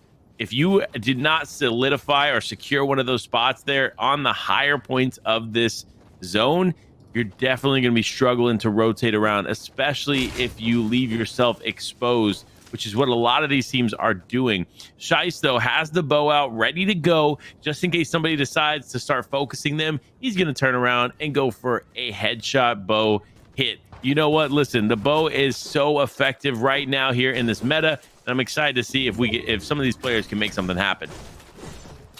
They should be able to make some plays here, and honestly, Panda, in this final match, to get a zone like this is a nightmare. These are the nightmare zones that you see going over these mountains. It took all day, but eventually, zones are pulling this way. We're hanging out, finding out what these dinosaurs, the raptors, are doing. And Jaden, Nathaniel, they're just vibing. We're hanging out right now. Yeah, they're hanging out, man, and you see it. They're getting them moves off and on, man. Look, this is the final game. We've seen a lot of craziness already take place. The players are dwindling down much quicker than we have seen in some of these other games, which means, man, this could be a bit of a more aggressive lobby. You see players pushing in Storm. We watched that happen with Sal. We also watched a lot more action take place here for Nathaniel, Jaden, and Nathan, as they have finally been able to survive here in one of these final games. They've been doing very, very well, obviously, and then all of a sudden starting to lose sweaty sand. So now they're able to turn it around, though, as it does sound like a radio coming through there for a second. But Trev Q looking to take some shots there in the distance. Not a lot of assault rifle ammo, so he's probably going to try to preserve that there for the later round, or the late game. And that's really what he needs to do there. Though you see in the distance, it is FaZe, George, and his team right there on the hill, and it looks like he's in zone. In a really good spot in this fourth zone. Who's ever all the way up on that bottom left corner, like the bottom quarter, that looks like it's going to be Jaden, Nathaniel, and Nathan. Probably in one of the best spots in this zone. Actually, I'm trying to get my surroundings. No. It's going to be Kyle on switch that is in the wonderful position here. Nathaniel, Nathan, and Jaden have to rotate. Alige and his trio were trying to hold one of those high ground positions, but not going to be where they wanted to go. Going to have to make a tough rotation here through retail and over into the mountain area. We see so many players holding these positions, and here is Kyle on switch. Truly don't know if he's on switch, but if he is, my man is cracked. Yeah, he definitely is cracked if he is on switch. But man, I've seen this gameplay. I doubt it. But look, I could be wrong, man. Switch players on top. Could it be? But George now with the bow extended, he's ready to get a tag off on somebody, man. He is desperate. He really wants to get some shots off as he takes one towards Solstice. Solstice being so far away, it's going to be tough for him. And no, he actually tags up Lucas. Lucas taking a ton of damage, and then he hits Toxic as well. Oh, man. George is making some things happen here in this game. And look at that. Storm Surge is active. Only 2 players need to get eliminated for it to go away. So I think that'll happen pretty quickly. But man, I'm surprised to see Storm Surge, Gun. Yeah, well, we have until this fourth zone closes. So it's just the warning right now. And it looks like we went from 51 to 52. So someone might have just hit a reboot. Respect that. Whoever your teammate is hitting a reboot in this zone, respect to that. Anyway, you probably just got eliminated as well after you hit the boot. Feels bad, man, but you tried. And now we see, ooh, get him right here. About to go down to the lobby focus. We don't normally make it out of these situations, especially with so many players. Yes, we see him go down. Just way too many people with you in your sights. Taco Khan's 11 XP. Still alive here, just playing Edge on retail. Need to move in a little bit. This is what gets yourself focused. Luckily, no one looking at them. Of course, as you say it, though, they start getting tagged up here a little bit, so they need to be careful, or else they are, like you said, going to be focused. It does look like there are some players from right above as well. Summy, Flixie, and Mex, though, not in zone, but they have the Hopfish. So let's see how they use this here, Gun. Yeah, we'll have to see how it goes. It is going to give them a little bit faster of mobility. Just have to avoid getting caught out. We see Mex going for the shots once they're going to come through, or not. I figured he would take a shot on one of the players right in front of him. Doesn't. Diego goes down there. We see Mex able to make this rotation into the zone. Don't know that his teammates are right there with him now. Yes, we do reconvene here. Dragon able to get that full elim there onto Diego. We're down below 50, so Surge flashed, it showed itself, and then decided, nah, we're not hanging out this match. We do see a beautiful loadout here by Summy, especially those Stinkfish. If they want, really can ruin someone's game. We see Ale King getting knocked there to 11 XP, and that's what the pressure's going on. So many people. Taizo gonna get knocked there as well, and it looks like it's Ryzar, Sub, and Dragon versus FaZe, Owen, and Kyle on switch up on the high ground. It's all going to determine which way zone pulls. Yeah, I mean, that's going to determine a lot of what goes on here in this game, man. You see Flixie, you see Summy, you see Mex just trying to survive. They have 307 points on the board, which is significant. That means they have a good chance here at one of those top 8 spots. As long as they continue to be consistent in this 6th zone. There's still so much going on. 44 players remaining. shots looking up, and it looks like a team has a good position there on high ground. Now remember, with these elevation changes, if you're on high ground, you have to be careful, because if you aren't careful, you could end up getting knocked out, which seems to be what the focus is going to be right now. Now for Mex, though, it does look like there's another team right above, and they're just trying to take control of this engagement early on so that they can rotate pretty freely. And Kyle on Switch is going to go down there to the other team looking to hold the high ground.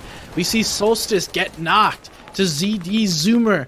Now it looks like Rysar's sub up on the high ground. Oh, Wen and George just have to continue to rotate, play by themselves. We see Nexus right there on the front side of zone getting dropped down, so he goes down, and look at how he just tumbled down this mountain. This is like a snowball effect where everyone keeps falling down on top of one another. Cover your head, cover your feet. There's so much to watch out for when you're dropping down these mountains. We see Rysar's still holding the high ground, gonna get a nice little refresh here. That's a huge bonus up on height, and then continuing to tarp on through, putting pressure on to these second height teams. And we continue to move down and down and down. If this zone pulls back up, this is almost sure elimination for anyone that moved all the way down to the water or the bottom level. We'll see it where this pulls, Panda.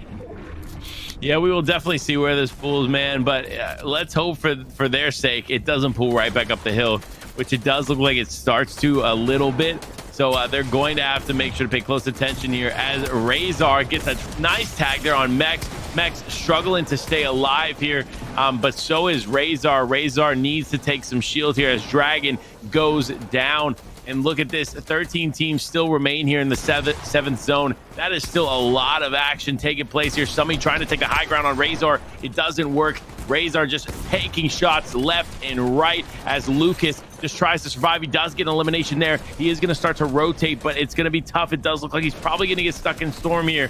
Oh no, he barely makes it in, but a shot comes in from behind. 7 HP in a dream. He takes shots left and right, but no, it's not going to be enough as Lucas goes down. Razor still alive here on the high ground, working with his teammate Sub. But look, 13 builds, that's not a lot to work with. He could be going down here pretty soon, Gun. He could be, but the pressure is going to continue. He cranked up. Likely no one is going to have the materials after we just went all the way up this mountain. The lobby has been depleted. We're down to 12 players left. Rysar's Sub continuing to put shots down, but no, Nexus is grabbing some eliminations as well. He's got no mats, but he's hoping. No, he goes down. Another elimination. Nathan's still alive. That should be a qual for this trio. He does go down, but it doesn't matter. He's done enough. We see Flixie, Summy, Xeri still alive. They might be able to overtake first place. Habits still in this match, and Rysars and Sub just dominating this high ground position, punishing players. Everyone chilling in the storm. This is Rysar's game to lose. Is he gonna take it? He's now got a 2v2. He is going to finish this. Can Flixie make an impossible move happen? Yeah, look, here it is, the final moments, folks. This impossible move, and it does happen. Razor goes from not too many points to a victory royale in the final match here of the championship games. Wow is all I have to say. Like, that was just nuts to be able to jump up and grab that victory royale. Double digit elims popping off, holding the high ground, winning that last match. Panda, I mean, you can't ask for a better game than that. That was nuts. You saw the elevation changes. You saw the action take place. That is what we wanted in a final game. Listen, to top it all off, that was definitely one of the hardest fought in games that we've seen over the course of the last 2 days. We were able to watch it in the final game here of the West Coast Championships. Honestly, bravo to you guys. Great job executing flawlessly every step of the way there, and I'm impressed overall. And look, we got some great replays of these games here for you to go, so let's go ahead and dive in. We're gonna go ahead and dive into a little bit of a conversation here on these replays, as now Kite Trio, look at that, man. That is just an example of some quick action and the engagements that we saw here throughout these West games. And the crazy thing is, both Habits, Xeri, and Shiesty, Summy, Flixie, and Mex able to be so consistent throughout the day. Such a difficult game to do that. Also, Lucas, Solstice, Toxic having a wonderful day. I mean, all of our trios at the top of the leaderboard really proved they are not to be messed with. It doesn't matter, 1 game, 6 games, they're going to take home big matches, win eventually, and then scooping up all of these elims. We see this happening. Crippy goes down here, unfortunately, to Storm. Frankie, these guys went down early in our final match, but man, oh man, did they put on a show beforehand. Definitely secured themselves a qualification later on, and just check out all this craziness. Oh my. Replays. Why we gotta do that to my man CK? Man, that was a tough moment there for CK. Final game, runs out of material. It was winning the engagement and unfortunately just falls down to the fall damage. Now, though, you see situations like Zenny going down here. You see Monkey just trying to rotate and getting tagged up, man. Kraft trying to survive here in the storm fight. Get some significant tags, get the knocks, but no, it's just not enough, man. I mean, this just speaks to the amount of insane gameplay we watched. Man, that bow shot from Nexus onto Taco was such a beautiful moment here in today's games, but not as beautiful as Nathaniel's dance moves here in that box. Yeah, and able to clutch it up. I believe one of the solos was just hanging around. It was either Nathan or Jaden just hanging around at the end of the game. Oh, Raysars, okay, I see you. They were just hanging around that last match and able to do enough, put themselves into that top 8, because who knows when that goes down. Oh, it was NorCal Nathan staying alive there in this final match, doing just enough to secure that top 8 for his trio. Someone go buy him lunch or dinner or whatever you want, ice cream, I guess. It's a little later. He deserves it for this solo clutch here at the end. Yeah, I mean, that was such an incredible performance. We're seeing some of that action here right now. You see just how continually dominant he was. Habits tried to survive, tried to make something happen. 18 HP in a dream, and he just couldn't, man. As Razor then jumps to the side, gets that beautiful pump shot off on that final player, and it was just all over, man.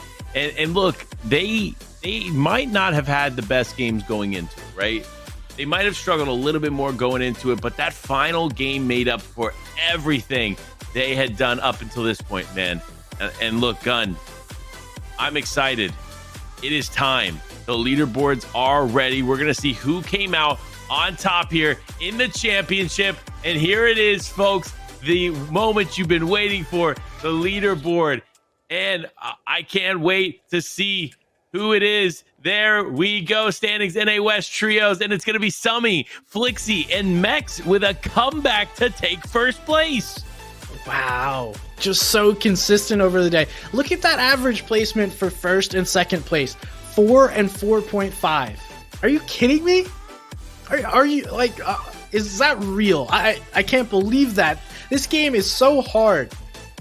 Not just to make it to one of those top few spots, but just to make it past mid-game. And these guys consistently playing these end games out, doing so well. We see Lucas is bad, Solstice, Toxics in second place, just behind Summy, Flixie, and Mex. Then Habits, Xeri, Scheist in third, right there behind them. Casual, Frankie, Paul, even though they went down early in that last match, even though they missed the first game, doesn't matter. Fourth place, let's go, give it to them. We have the Clutch Kings in Dragon, Raze, and Sub able to take it. And then Wrecked, Trey, Mint, sixth place, solid performance, consistency from them. Jaden, Nathan, Nathaniel doing just enough in the solo clutch there by Nathan, staying alive. And then Diego, Statics, Zuquez closing out our top 8. What a performance here by those guys. Yeah, and if you don't know, that top 8 is going to go on to the PlayVS Cup here in early June, and they're going to compete for some great scholarship opportunities. So make sure to tune into that, and let's look at this second page of the leaderboard real quick. We got Kyle on Switch there. Man, again, like we talked about, a fall from grace, starting off super strong, and then ultimately falling there in the leaderboards. You see other players like Alish struggling to keep up. Hooded Fox there in 20th, man.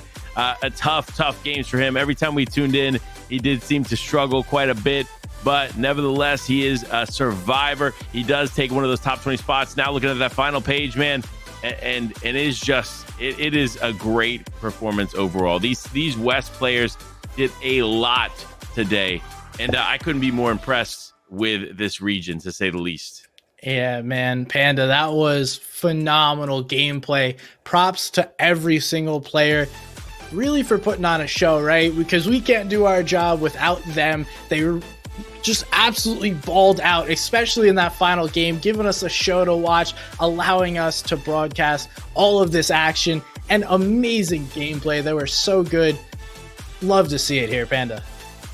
You definitely do, but that is going to be all for us today for the PlayVS Spring 21 High School Championship Series featuring Fortnite. We did solos yesterday, we did the trios today, and we're looking forward to that PlayVS Cup in early June. But until then, we will see you later.